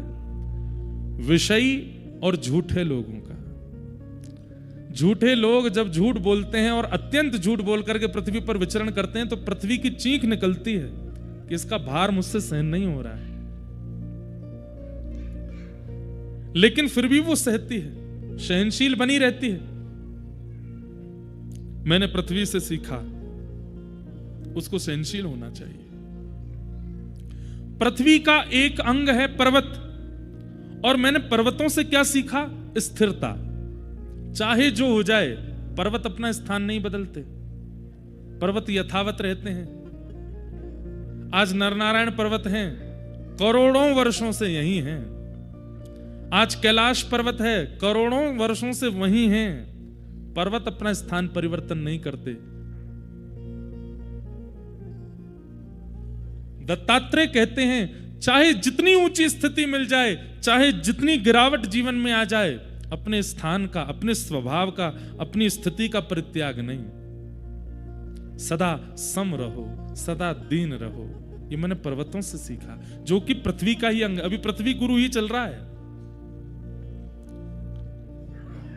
स्थिरता मैंने सीखी। इसी पृथ्वी पर वृक्ष प्रकट होते हैं, और वृक्षों से मैंने क्या सीखा? उदारता। वो अपने लिए नहीं जीते। वृक्षों का जीवन सदा दूसरों के लिए होता है। पृथ्वी के पत्ते भी दूसरों के काम आते हैं, वृक्षों के पत्ते भी दूसरों के काम आते हैं, वृक्षों की छाया भी दूसरों के काम आती है, वृक्षों के फल भी दूसरों के काम आते हैं। वृक्ष की एक भी वस्तु ऐसी नहीं है जो वो अपने प्रयोग में धारण करता हो। सब कुछ दूसरों को दे देता है। और छांव, फल, सुगंधी पत्तों से जब हम ऊब जाएं, तो वृक्ष अपने प्राण तक त्याग देता है हमें तपाने के लिए। मैंने वृक्षों से क्या सीखा? उदारता, परोपकार। तो परोपकार का गुण, स्थिरता का गुण और सहनशीलता का गुण, ये मैंने अपने प्रथम गुरु से सीखा, पृथ्वी। मैंने इनको गुरु बनाया। पृथ्वी का एक गुण और होता है, कितना भी गड्ढा कर दो और गड्ढा करके छोड़ दो, 5 साल बाद, 10 साल बाद, 20 साल बाद, 100 साल बाद गड्ढा अपने आप भर जाएगा। पृथ्वी अपने आप अपने रिक्त स्थान को भर देती है। ये मैंने पृथ्वी से सीखा। तो मेरी प्रथम गुरु कौन है? पृथ्वी। सबसे विशेष हमें क्या सीखना है? धैर्य। धैर्यता जीवन में लाइए, पेशेंस।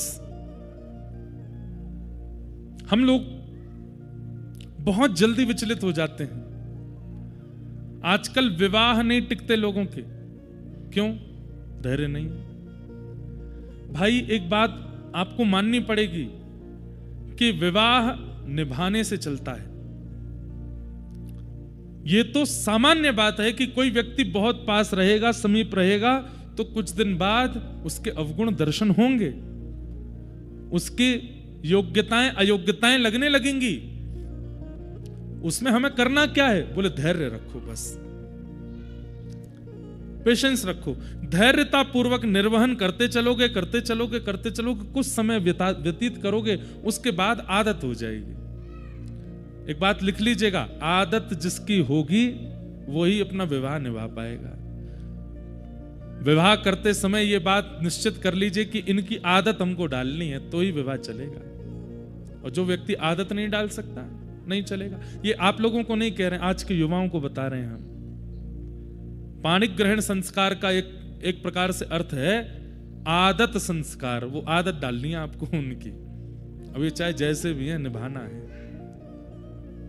और जिस दिन आदत हो गई, आपका विवाह चलेगा।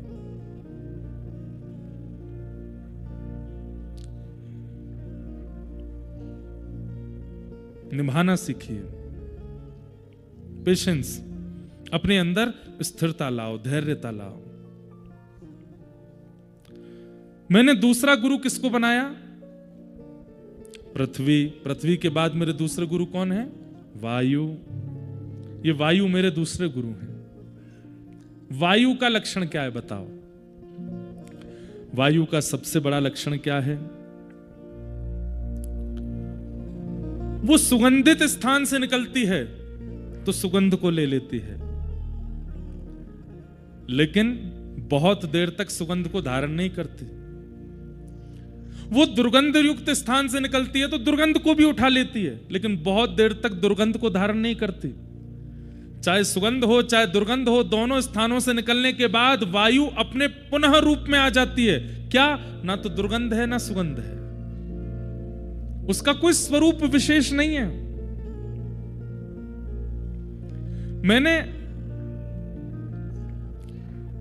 वायु से सीखा कि जीवन में सुख आवे तो सुख की सुगंधी कुछ दिन अपने अंदर धारण करे, लेकिन थोड़ी देर बाद फिर सम हो जाए। जीवन में दुख आवे तो दुख की दुर्घटनाओं की दुर्गंध को भी कुछ समय तक तो धारण करे, पर कुछ समय बाद फिर सीमित हो जाए। कई लोग सुख की स्थिति में आते हैं और फिर उस सुख की सुगंध को सदा बरकरार रखना चाहते हैं, वो नहीं हो सकता। आपको वायु की तरह बनना पड़ेगा, अपने स्वरूप का परित्याग नहीं।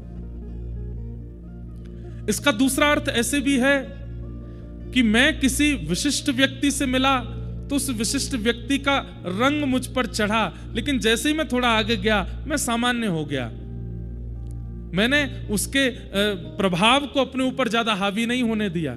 मैं किसी दुर्जन व्यक्ति से मिला तो उसका प्रभाव, उसने खूब प्रयास किया कि वो मेरे ऊपर अपना असर डाले, परंतु थोड़ी देर बाद मैंने उसका असर भी अपने ऊपर नहीं होने दिया, मैं अपनी समरसता में रहा। ये मैंने वायु से सीखा कि वायु दुर्गंध और सुगंध दोनों को उठाती जरूर है पर धारण नहीं करती। वायु यदि सुगंध को धारण कर ले तो वायु की महिमा और ज्यादा हो जाएगी, लेकिन फिर भी वायु सुगंध को धारण नहीं करती। कुछ समय व्यवस्थित करने के बाद उसका त्याग कर देती है। इसका मतलब क्या है? वायु की किसी में आसक्ति नहीं है। ये निरासक्ति का गुण मैंने वायु से सीखा, वो किसी में आसक्त नहीं होती।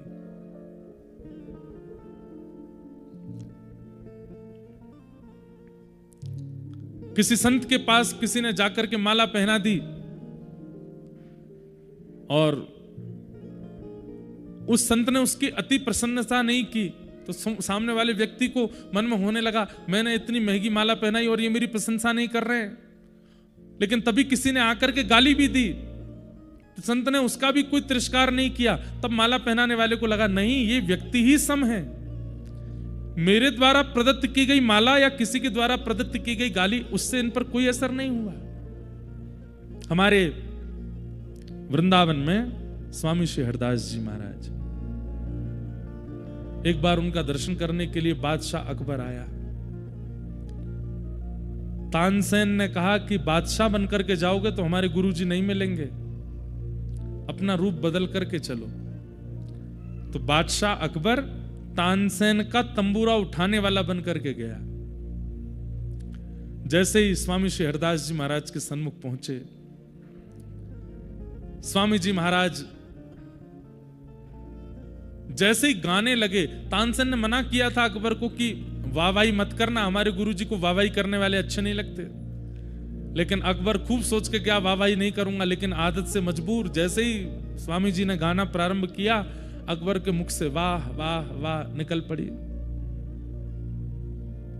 तुरंत स्वामी श्री हरदास जी ने नेत्र खोलकर, कौन है ये? इसके स्वर से पता लगता है कि कोई मुगल सल्तनत का व्यक्ति है। ए तानसेन, किसको लेके आए हो? बोले महाराज, जहां पना अकबर हैं, हिंदुस्तान के इस वक्त राजा हैं। मैंने इनसे कहा कि राजवेश में जाओगे तो गुरुजी नहीं मिलेंगे, तो तंबूरा उठाने वाले बन के आए। स्वामी जी खूब हंसे, बोले चलो संत दर्शन के लिए दीन तो बना। अकबर ने कहा आप मेरा रूप पहचान ही गए हैं, तो अब मुझे थोड़ी आपकी खिदमत करने दीजिए। स्वामी जी बोले इन सब की हमको आवश्यकता नहीं। बोले नहीं, मैं आया हूं आपके द्वार पर, कुछ तो करूंगा। स्वामी जी बोले अब तेरी जो इच्छा हो कर ले।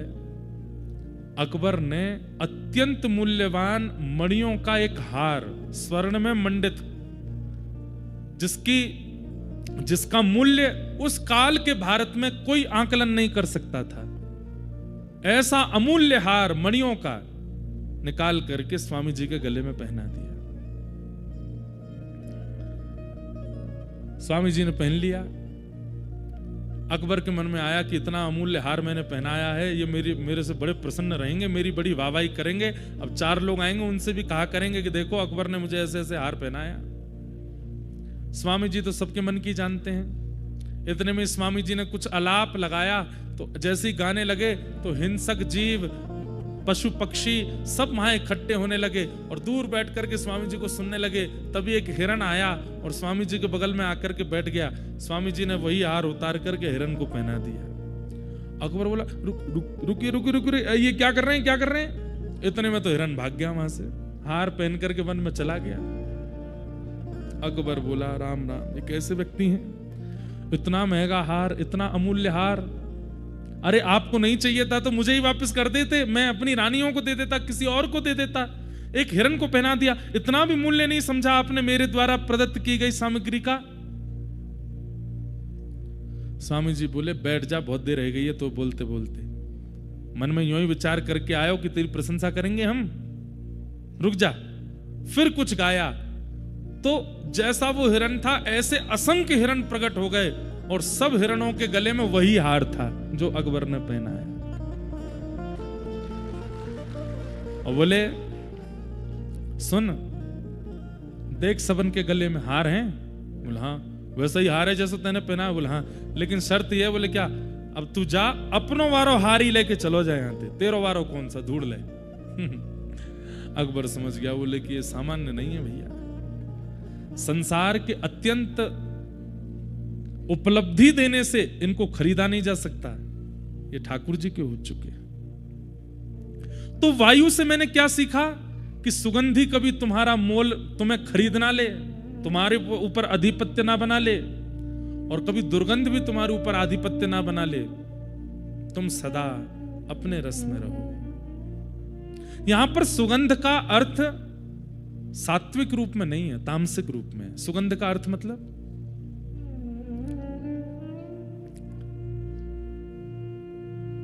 ऐसे जीव, ऐसे लोग जो आपको संसार के विषय कैसे प्राप्त होंगे वही मार्ग बताते हैं, वो सुगंध है। और दुर्गंध कौन? बोले पापी, दूषित कृत्य करने वाले लोग। इन दोनों को ही अपने चित्त पर आधिपत्य ना दिलाना, ये मैंने वायु से सीखा। वायु से मैंने ये सीखा, वायु से मैंने सीखा वो पवित्र रहती है, वो कभी किसी को अपने ऊपर आधिपत्य नहीं करने देती। मैंने तीसरा गुरु किसको बनाया? मेरे तीसरे गुरु का नाम है आकाश। ये आकाश मेरे तीसरे गुरु हैं। और इनसे मैंने क्या सीखा? बोले सब जगह विराजमान है, ऐसी दुनिया में कोई स्थिति नहीं है जहां आकाश ना हो। अरे तीनों लोगों में ऐसी कोई स्थिति नहीं है जहां पर आकाश ना हो। आकाश का मतलब क्या होता है पता है आपको? हम आप सब लोग इस पंडाल में बैठे हैं, आप और मेरे बीच में जो ये खाली है स्थान, ये भी आकाश है। आपके और ऊपर पंडाल के बीच में जो ये रिक्त स्थान है, यहां पर हाथ हिलाने पर जो हमें हवा का अनुभव हो रहा है, ये भी आकाश है। घड़ा है, घड़े को आपने बंद कर दिया, बंद करती उसके अंदर जो खालीपन भर गया है वो भी आकाश है। घड़े को खोल दिया तो वो घटाकाश महाकाश में मिल गया। हम जिसको देखते हैं वो महाआकाश है। और ये जो हमारे चारों तरफ हमें अनुभव हो रहा है, जो रिक्त है, जहां कुछ नहीं है, ये आकाश ही है। आकाश से मैंने क्या सीखा? उनकी उपस्थिति हर जगह है। ऐसा कोई भी स्थान नहीं है जहां पर आकाश नहीं है। इनसे मैंने क्या सीखा? अपने आप को ऐसा बना लीजिए कि कैसी भी व्यवस्था, कैसी भी परिस्थिति, कैसी भी स्थिति आपके सामने आ जाए, आप वहां उपस्थित होने में बिल्कुल संकोच ना करें। यह मैंने आकाश से सीखा। वो सर्वव्यापी है। मैं भले ही तन से कहीं ना रहूं, पर मेरे द्वारा दिया गया ज्ञान हजार लोग सुन के जाएं, और जहां मैं नहीं हूं वहां भी मेरी बात बता करके, मेरे वचन सुना करके किसी का जीवन उद्धारक कर रहे हूं। यह आकाश का स्वभाव है। यह मैंने आकाश से सीखा। दूसरा मैंने आकाश से क्या सीखा? वर्षा हो, आंधी आवे, ओले गिरें, धूप पड़े, ताप पड़े, चंद्रमा हो, सबसे पूरी दुनिया में तबाही हो सकती है, सबसे पूरी दुनिया की व्यवस्था अव्यवस्थित या व्यवस्थित हो सकती है, आकाश का कुछ नहीं बिगड़ता। सब है आकाश में ही, पर आकाश पर उसका कोई प्रभाव नहीं होता। आकाश अपने रूप में रहता है। वर्षा हो, आंधी हो, ताप हो, इनका किसी का भी असर आकाश पर नहीं होता है। 3 लक्षण सीखे मैंने। पहला लक्षण क्या सीखा? सर्वव्यापकता। दूसरा लक्षण क्या सीखा? किसी भी स्थिति से हृदय पर प्रभाव ना पड़ना। और तीसरा मैंने आकाश से क्या सीखा, ये मुझे सबसे अच्छा लगा। क्या? असीमितता। मेरी कोई सीमा नहीं है, असीमित। मैं असीमित हूं।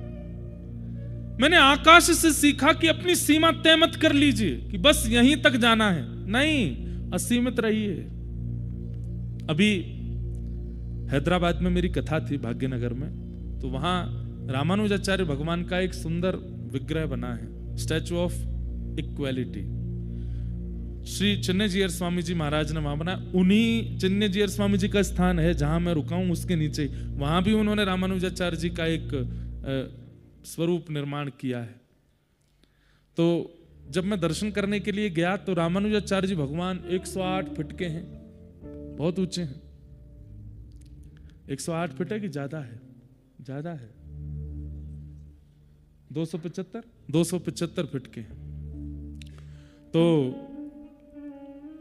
स्वामी जी से जब मैं मिला तो मैंने उनसे एक बात पूछी, बहुत ध्यान से सुनिएगा। मैंने कहा, स्वामी जी, श्री रामानुजाचार्य जी, देखो ये विराजमान है आचार्य चरण रामानुजाचार्य जी, ऐसा ही स्वरूप है वहां, ये महाराज जी ने प्रदान किए। तो मैंने कहा, महाराज जी एक मन में संशय है, आपसे पूछ लूं? तो बोले पूछिए। मैंने कहा, ये दक्षिण भारत है और जब जेठ का महीना आता होगा, भीषण गर्मी, चिलचिलाती धूप आकाश में होती होगी, उस समय पर स्वामी जी के ऊपर जब तेज प्रकाश पड़ता होगा तो कहीं ना कहीं हम तो शिष्यगण हैं, हमें देख करके ऐसा लगेगा कि हमारे आचार्य चरण जो हैं वो ताप में तप रहे हैं। तो आपने ये स्वरूप ठाकुर जी आचार्य चरण का बनवाया, एक सुंदर छत्र भी बनवा देते ऊपर। आहा, कितना सुंदर उत्तर दिया। बोले नहीं, हम शिष्य हैं, हमारा स्वभाव होना चाहिए कि हमारे आचार्य की ऊंचाई असीमित हो। हम छत्र लगा करके उसको रोक ना दें, हम छत्र लगा करके उसको सीमित ना कर दें। हमारा तो भाव ऐसा होना चाहिए कि हमारे आचार्य चरण जितने हो सके आकाश की ओर प्रस्थान करते रहें, जितनी हो उनकी दिशा 10 दिशाओं में फैलती रहे, कीर्ति असीमित हो। उत्तर सुनकर के मेरा मन बड़ा प्रसन्न हुआ। ये एक ऐसा उत्तर था जिससे मतलब प्रश्न करने वाले के चित्त को ठंडक मिल गई, मैं आनंदित हो गया। आज दत्तात्रेय भगवान कहते हैं, मैंने आकाश को गुरु बना करके क्या सीखा? असीमितता। चाहे भक्ति मार्ग में भी हो, उसकी एक सीमा निश्चित नहीं होनी चाहिए। चाहे आप ज्ञान मार्ग में हो, उसकी भी कोई सीमा निश्चित ना हो। आप वैराग्य मार्ग के हो, उसकी भी कोई सीमा निश्चित ना हो। और आप संसारी मार्ग के हो, उसमें भी सीमा मत रखो, उसमें भी असीमित रहो। धन कमाना है, कितना कमाना? असीमित कमाओ। नाम ऐश्वर्य यश कमाना, कितना कमाना? असीमित कमाओ, सीमा मत रखो। जो व्यक्ति सीमा निश्चित कर लेता है, कहीं ना कहीं उस व्यक्ति को अपने जीवन में बहुत कुछ उतार चढ़ाव अनुभव होते हैं। पर जिस व्यक्ति की कोई सीमा नहीं है, चलते जाना है। एक बात बोले आपको, अगर व्यक्ति को ना पता हो कि गिरिराज जी की परिक्रमा 22 किलोमीटर की है, तो 22 किलोमीटर चल जाएगा, उसको कुछ नहीं होगा। उसको पता है कि 22 किलोमीटर की है, इसीलिए 18 किलोमीटर बाद, अरे कितनी और रह गई, अभी 3 किलोमीटर और है, अभी कितना और रह गया, कितनी दूर और है। सीमा पता है, इसलिए सीमा के नजदीक आने पर पीड़ा का अनुभव होने लगता है। आज आप धन कमा रहे हैं, मान लीजिए आपने सीमा निश्चित कर ली, इतना धन मुझको कमाना है, तो आपको उतार चढ़ाव, हानि, लाभ सबका अनुभव होगा। इसने मुझे बुरा कर दिया, अरे देखो मेरी यहां रुकावट आ गई, अब यहां मैं रुक गया, अब मेरी स्थिरता आ गई, अब इसने मेरे साथ छल कर दिया, कपट कर दिया, अब मेरे साथ बुरा कर दिया, मेरा समय खराब आ गया। क्यों? अब आपको यह लग रहा है सीमा आने वाली है, और जाते जाते रुक जाता हूं, लेकिन असीमितता होगी, सीमा ही नहीं है, तो जीवन में आने वाली दुविधाओं से लगेगा क्या, ठीक है आ जाओ, तुमको भी आना, तुम भी आ जाओ, चल तो रहेंगे, राह ही है, हम तो राह के चलना हमारा काम है, चलते रहेंगे, कमाते रहेंगे जब तक कमाना, कोई सीमा तो है नहीं। किसी भी क्षेत्र में आप हैं, चाहे भक्ति के पथ पर हैं, चाहे ज्ञान के पथ पर हैं, चाहे धन के पथ पर हैं, चाहे वैराग्य के पथ पर हैं, असीमित रहो, सीमा निश्चित मत करो। ये मैंने आकाश से सीखा, आकाश की कोई सीमा नहीं है।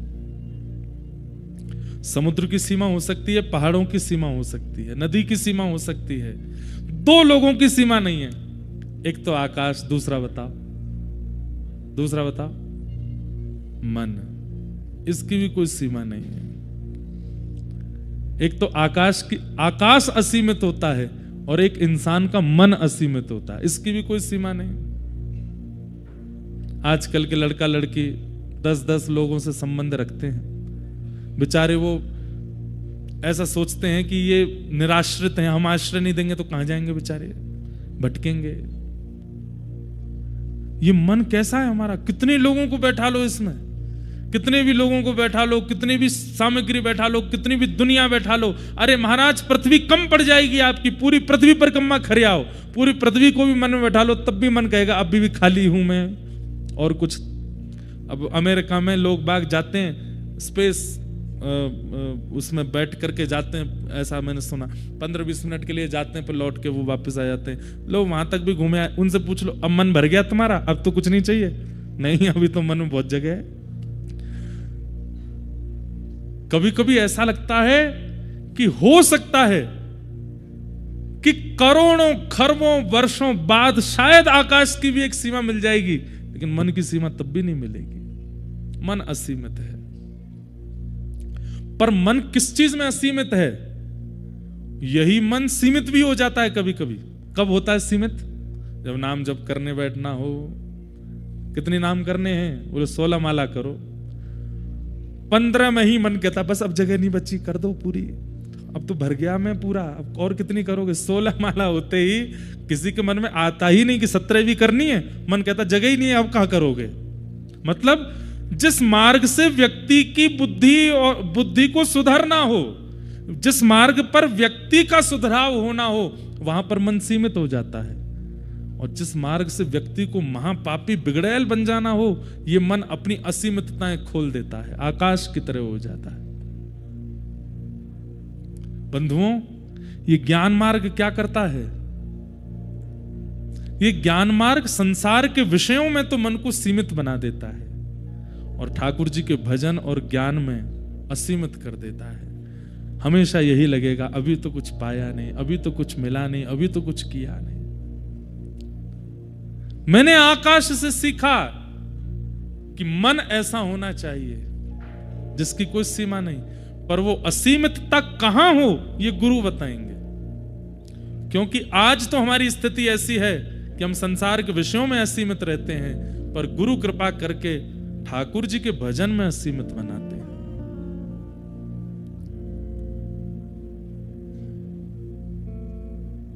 मैंने आकाश से असीमितता का लक्षण सीखा है। असीमित। अब मैंने अगला गुरु गिनते जाओ, कितने हो गए? 3 हो गए। इन सब गुरुओं से आप क्या सीख रहे हो वो भी आप लिखते जाओ कहीं ना कहीं, उसमें वो भी अनुभव करते जाओ। आप भी सोचिएगा आकाश में और क्या सीख रहे हैं हम, आकाश से और हमें क्या मिल रहा है, वायु से हमने और क्या सीखा, पृथ्वी से हमने और क्या सीखा। ये सब आप भी अनुभव करते रहिए। और क्या ऐसा है इनमें जो हमें सिखाता है? भगवान उद्धव को सुना रहे हैं और दत्तात्रेय यदु महाराज को सुना रहे हैं। मैंने अगला गुरु किसको बनाया? बोले मेरे चौथे गुरु का नाम है जल। क्या? जल। जल का लक्षण क्या है? जल का सबसे पहला लक्षण पवित्रता। जल पवित्र होता है। जल का, अच्छा देखो, कितना भी मैला जल क्यों ना हो, उसको रख दो थोड़ी देर रखने के बाद मैल नीचे आ जाएगा, जल अपनी पवित्रता को धारण कर ले। आप कहोगे महाराज जी नहीं, हमने तो खूब कीचड़ मिला दी, बैठ ही नहीं रही। अब जल खत्म हो गया, कीचड़ ज्यादा है, लेकिन जल अपने अस्तित्व में होगा तो कीचड़ को नीचे कर देगा, गंदगी को नीचे कर देगा। उसका स्वभाव है, वो अपवित्र रह ही नहीं सकता, वो सदा पवित्र रहता है। जल का स्वभाव है पवित्रता। चाहे कितने भी विषय जीवन में आ जाएं, आप कहते हैं बस थोड़ी देर का ध्यान करने दीजिए, उस विषय का त्याग तो मैं करता हूं। ये जल से मैंने सीखा कि वो अपने पवित्रता के लक्षण का त्याग नहीं करता। जल का दूसरा लक्षण मैंने क्या देखा, उसको कितना भी गर्म कर दो, कितना भी भयंकर गर्म कर दो, जैसे ही गर्म ताप से उसको दूर करोगे अपने आप ठंडा हो जाएगा। अच्छा, जल से मैंने क्या सीखा, गर्म करना पड़ता है, ठंडा करना नहीं पड़ता, ठंडा अपने आप हो जाता है। मतलब किसी के क्रोध से, किसी के युद्ध से, किसी के लड़ने से, किसी की बातों से सामने वाले को गर्म कर दिया जाता है। पर हम लोग ऐसे हैं कि ठंडा भी हमको कोई आगे करे तो ही होते हैं। कोई आकर के मनावे, फुसलावे, हाथ पांव जोड़े, क्षमा मांगे, चरण वरण पकड़े, थोड़ी बलैया वलैया ले ले, थोड़े मन वांछित की इच्छा पूरी कर दे, तब हम ठंडे होते हैं। पर मैंने जल से क्या सीखा कि जल शीतल होता है, उसका स्वभाव शीतल है। उष्णता जल का स्वभाव नहीं है। गंगा जी में यहां उंगली डाल करके देखना, कल उंगली काय को डालो, सिर डाल के देखो, ऐसे जाना घाट पे, गंगा जी की लहर जा रही होगी, उसमें जरा सा मुंह बोर के देखना अपना, थोड़ी देर के लिए वैकुंठ के दर्शन होंगे आपको। कितनी देर तक तो यही नहीं पता चलेगा नाक यहां आ गई है कि आंख नीचे चली गई है, इतनी शीतलता है। लेकिन इसी शीतलता का अनुभव आप ऋषिकेश में भी करोगे, हरिद्वार में भी करोगे, और आगे चलते चले जाओ, कानपुर पहुंच जाइएगा, काशी पहुंच जाइएगा, और आगे प्रयागराज पहुंच जाइएगा, और आगे चलते चले जाइए, गंगा सागर में भी जाकर के आप अनुभव कर सकते हैं कि जल शीतल ही है, क्योंकि जल का स्वभाव शीतल है। आप उसको गर्म करेंगे तो आपको पात्र में लेना पड़ेगा, साथ हीटर लगाना पड़ेगा, तब जाकर के ही वो उष्णता को प्राप्त होगा। मतलब हम आपको एक टास्क दे रहे हैं, चलो आज, अभी कितने बज रहे हैं, 6:01 हो रहा है, कल शाम 6:01 तक ऐसे ही रहना है आपको। गुस्सा में मुंह बनाए रखो, क्रोध में ही रहो, किसी से सीधे मुंह बात मत करो, और बस गुस्से में ही रहो, चिल्लाते रहो, फटकारते रहो, इसी भाव में रहो। संभव है? नहीं, असंभव है, वह असंभवता है। लेकिन आपसे कह दिया जाए कल 6:02 तक प्रसन्न मुद्रा में रहो, मंद मंद मुस्काते रहो, यह संभव है। इसका मतलब क्या है, जो जल का स्वभाव है वही हमारे चित्त का स्वभाव है, उसमें कोई परिवर्तन नहीं है, एक स्थिति, एक रास्ता है। ये मैंने जल से सीखा। पधारे महाराज।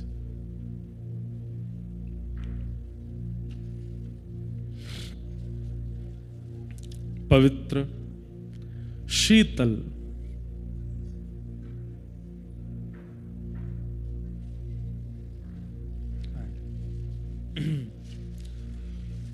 श्रीमन्नारायण नारायण नारायण,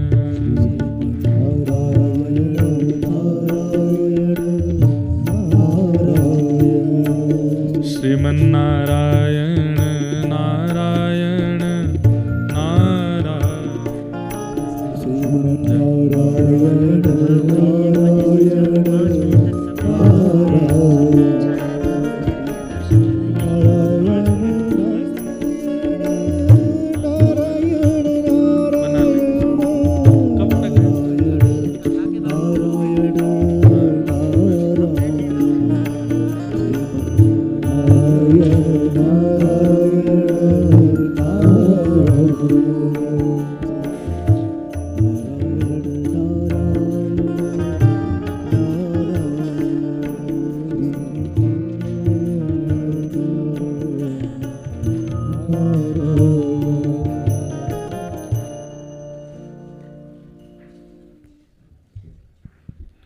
श्री सर्वेश्वर कुंज आश्रम वृंदावन से महाराज जी पधारे हैं, आपकी भी कथा बद्रिकाश्रम में चल रही है, बहुत बहुत आपका अभिनंदन। तो जल से हमने क्या सीखा? श्री दत्तात्रेय भगवान कहते हैं जल का पहला स्वरूप है पवित्रता, वो पवित्र रहता है। और जल का एक स्वरूप और है, स्वयं भी पवित्र रहता है, और जिस स्थान पर उसका प्रयास किया जाए, प्रोक्षण किया जाए, उस स्थान को भी पवित्र कर देता है। तो जल का स्वरूप क्या है? पवित्र। एक तो होते हैं, कई लोग ऐसे होते हैं संसार में, खुद तो पवित्र बन जाते हैं, पर उनके प्रभाव से, उनके स्वभाव से, उनकी वाणी से, उनके दर्शन से कोई पवित्र नहीं होता। जल की पवित्रता लानी है चित्त में, मतलब स्वयं भी पवित्र रहिए और जिससे मिलिए उसको भी पवित्र कर दीजिए, ऐसी पवित्रता लाओ। दूसरी बात, जल का दूसरा स्वभाव है शीतलता। उष्ण करने के लिए, उसको गर्म करने के लिए साधन लेना पड़ता है, पर जल का वास्तविक स्वभाव शीतल ही रहता है। ठीक वैसे ही हम कैसे रहें? शीतल ही रहें, सदा ठंडे रहो, कोई बिल्कुल किसी भी प्रकार से उष्णता लाने की आवश्यकता नहीं। हाँ, कई बार जैसे माताओं को बच्चों को सुधारने के लिए गुस्सा करना पड़ता है, बड़े दफ्तर में काम करते हैं तो अपने नीचे के लोगों को संभालने के लिए थोड़ा क्रोध करना पड़ता है, गुरुजनों को, शिष्यों को संभालने के लिए क्रोध करना पड़ता है, परंतु किसी की व्यवस्था को व्यवस्थित करने के लिए क्रोध करना पड़े तो वो क्रोध गलत नहीं। लेकिन क्रोध आया, एक दिन बीत गो, 4 दिन बीत गए, 5 दिन है गए, महीना है गए, क्रोध जा ही नहीं रहा है। यह स्वरूप नहीं होना चाहिए। हम जल हैं, हमारा स्वभाव शीतल रहे। जल का तीसरा स्वरूप क्या होता है? अत्यंत मैले कुचैले व्यक्ति के भी मैल को दूर कर देता है। मतलब अत्यंत ऐसा व्यक्ति जिसको कोई स्वीकार नहीं कर रहा है, वो भी जब जल के सानिध्य में आ जाता है तो जल उसको भी स्वीकार करता है और स्वीकार करके उसको भी पवित्र और शुद्ध बनाता है। सब जगह भटक लिए, सबने दरवाजे बंद कर दिए। एक कथा आती बड़ी सुंदर,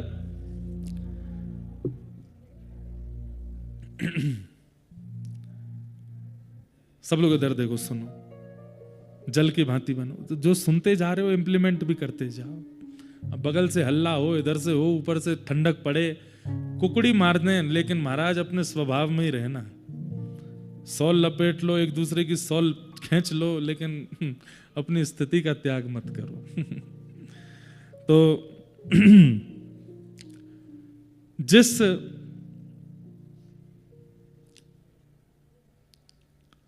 धोबी ने सीता जी पर प्रश्न चिन्ह उठाया,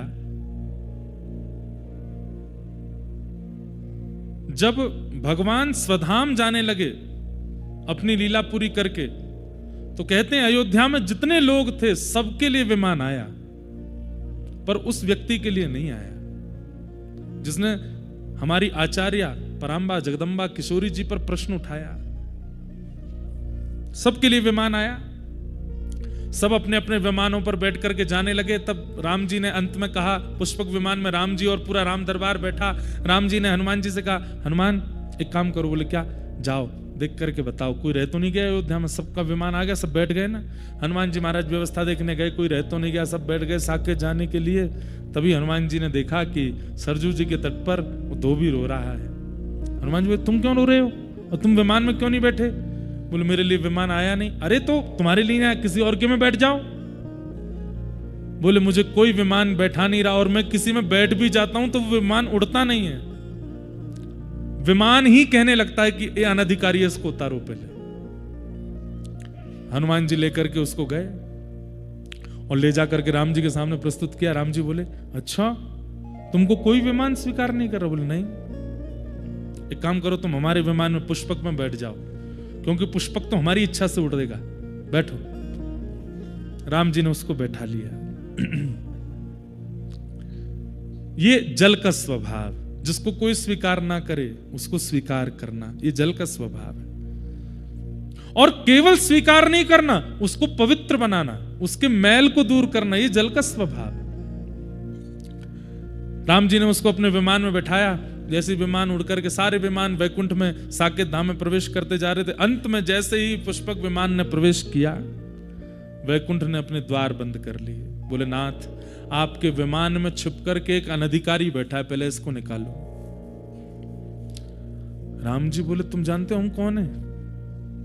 हम साकेत पति हैं, हम वैकुंठ पति हैं। हमारी इच्छा से साकेत का निर्माण हुआ है, हमारी इच्छा से सारा भूमंडल चलता है, हमारी इच्छा है कि हम उसको लेके जाएंगे, तुम कैसे द्वार बंद कर सकते हो?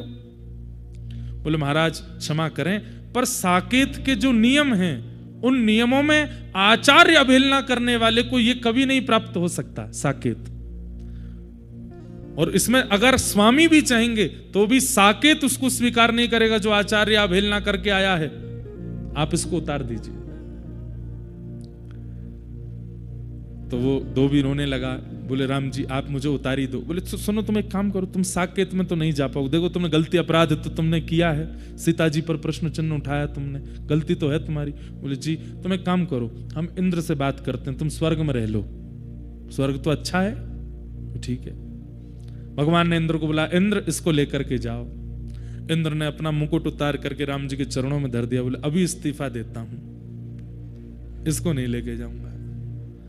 आचार्य अवहेलना करने वाले को अगर स्वर्ग ले जाना पड़ेगा तो मैं अपने आचार्य, अपनी इंद्र पदवी से इस्तीफा दे दूंगा। बोले भाई मैं कह रहा हूं, मेरी आज्ञा नहीं मानो, आप चाहे जो कहिए सब करेंगे हम, पर हमारी सिया जी पर प्रश्न चिन्ह उठाने वाला, लक्ष्मी जी पर उंगली उठाने वाला, इसको स्वर्ग में स्थान दूंगा मैं। वो आदमी बोला मुझे छोड़ दीजिए राम जी, अब क्या? नहीं नहीं रुको, हम रुको, कोई बात, हम शिव जी से बात करते हैं, भूत प्रेत हैं वहां पे, वहां तो रह लोगे, हम शंकर जी से कह देंगे तुमको बढ़िया व्यवस्था दे देंगे, शिवलोक चले जाओ। शिव जी बोले मेरा त्रिशूल तैयार है, भेजो इसको, खंड खंड कर दूंगा इसके, लेकिन इसको शिवलोक में नहीं रहने दूंगा।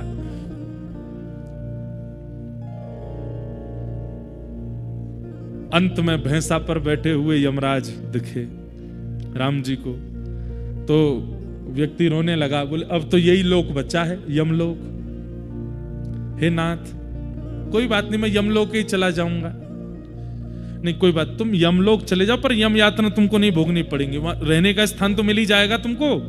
हम बोल देते हैं यमराज जी से, यमराज जी। बोले जी इसको तेल में मत पकाना, इसके साथ में उल्टे सीधे काम जो तुम्हारे नरक में होते हैं वो सब इसके साथ मत करना। यमराज जी बोले भगवान आप चाहें जो आज्ञा कर दीजिए, मैं पापियों को ले जा सकता हूं, मैं अपराधियों को ले जा सकता हूं, पर आचार्य अवहेलना करने वाले के लिए तो शब्द ही नहीं है। ये पापी भी नहीं है, ये दुष्ट भी नहीं है, ये राक्षस भी नहीं है, ये उनसे भी गया गुजरा है। सोच लीजिए जब प्रेत लोक में इसको स्थान नहीं मिल रहा तो फिर यमलोक में कैसे मिल जाएगा? मैं इसको नहीं ले जा सकता। सोचिए, आचार्य अवहेलना करने वाले के लिए साकेत लोक से लेकर के यमलोक तक के द्वार बंद हो गए। अरे प्रेत योनि में भी स्थान नहीं मिल रहा है, मतलब प्रेत भी उससे पवित्र हैं जो आचार्यों की अवहेलना करता है। अब वो रोने लगा, मैं कहां जाऊं? राम जी को उस पर इतनी दया आ गई। राम जी बोले रुक। बोले क्या? मैं दूसरा साकेत धाम बनाता हूं, उसमें मैं और तू दोनों रहेंगे। और राम जी ने अपनी भृगुटी टेढ़ी की, एक और साकेत धाम बना दिया। और जैसे ही उसमें ले जाकर के रहने लगे, सब देवी देवता प्रकट हो गए। बोले नाथ ऐसा नहीं, नहीं तुम लोग जाओ, चलो यमराज जी तुम यमलोक ही संभालो, शिवलोक ही संभालो, तुम इंद्रलोक ही संभालो, और साकेत रह तू प्रसन्न, मैं नहीं रहूंगा आप तेरे पास। अरे मेरी आज्ञा नहीं मान रहे हो? राम जी को क्रोध आ गया। मैं कह रहा हूं इसको स्वीकार करो, तो क्यों नहीं कर रहे हो? बोले भगवान आप जिद कर रहे हो कि स्वीकार करो, स्वीकार करो, स्वीकार करो। आपने एक बार भी ये क्यों नहीं पूछा कि ऐसा ये क्या करे जिससे इसका पाप नष्ट हो? संसार में हर पाप को दूर करने का एक समाधान है। बोले बताओ क्या करे ये? बोले अगर आचार्य हमारी सीता जी अगर इसको क्षमा कर देंगे तो इसका अपराध मुक्त हो जाएगा, हम इसको स्वीकार कर लेंगे। तब सिया जी को बुलाया, वो तो राम जी से भी ज्यादा करुणामयी है। सीता जी ने उसको बालक मान के सिर पर हाथ फेरा, हृदय से लगाया और कहा ये तो मेरा वत्स है, मैं इसे क्षमा करती हूँ। जैसे ही क्षमा किया अब तो होड़ लगी। इंद्र कह रहे मैं लेके जाऊंगा, यमराज कह रहे नहीं नहीं मेरे पास आएगा, मैंने कह दी तेल में नहीं पकाऊंगा तुझे। शिव जी बोले बेटा भूत प्रेत तेरी रखवाली करेंगे, चल तू अब शिव लोग चल दे। साकेत बोले ये तो यहां रहेंगे। अब सब उनको मांगने लगे। इससे दो बातें प्रकट हुई। पहली बात कि राम जी कितने शीतल स्वभाव के हैं। जल का स्वभाव क्या है? जिसको कोई स्वीकार नहीं करता उसको जल स्वीकार करके पवित्र कर देता है। ठाकुर जी ऐसे ही हैं। बंधुओं, मंदिर में जाने से पहले एक बार अपने आप से पूछिए, क्या हमने ऐसे कर्म किए हैं कि हम बद्रीनाथ भगवान को इस शरीर से देखें?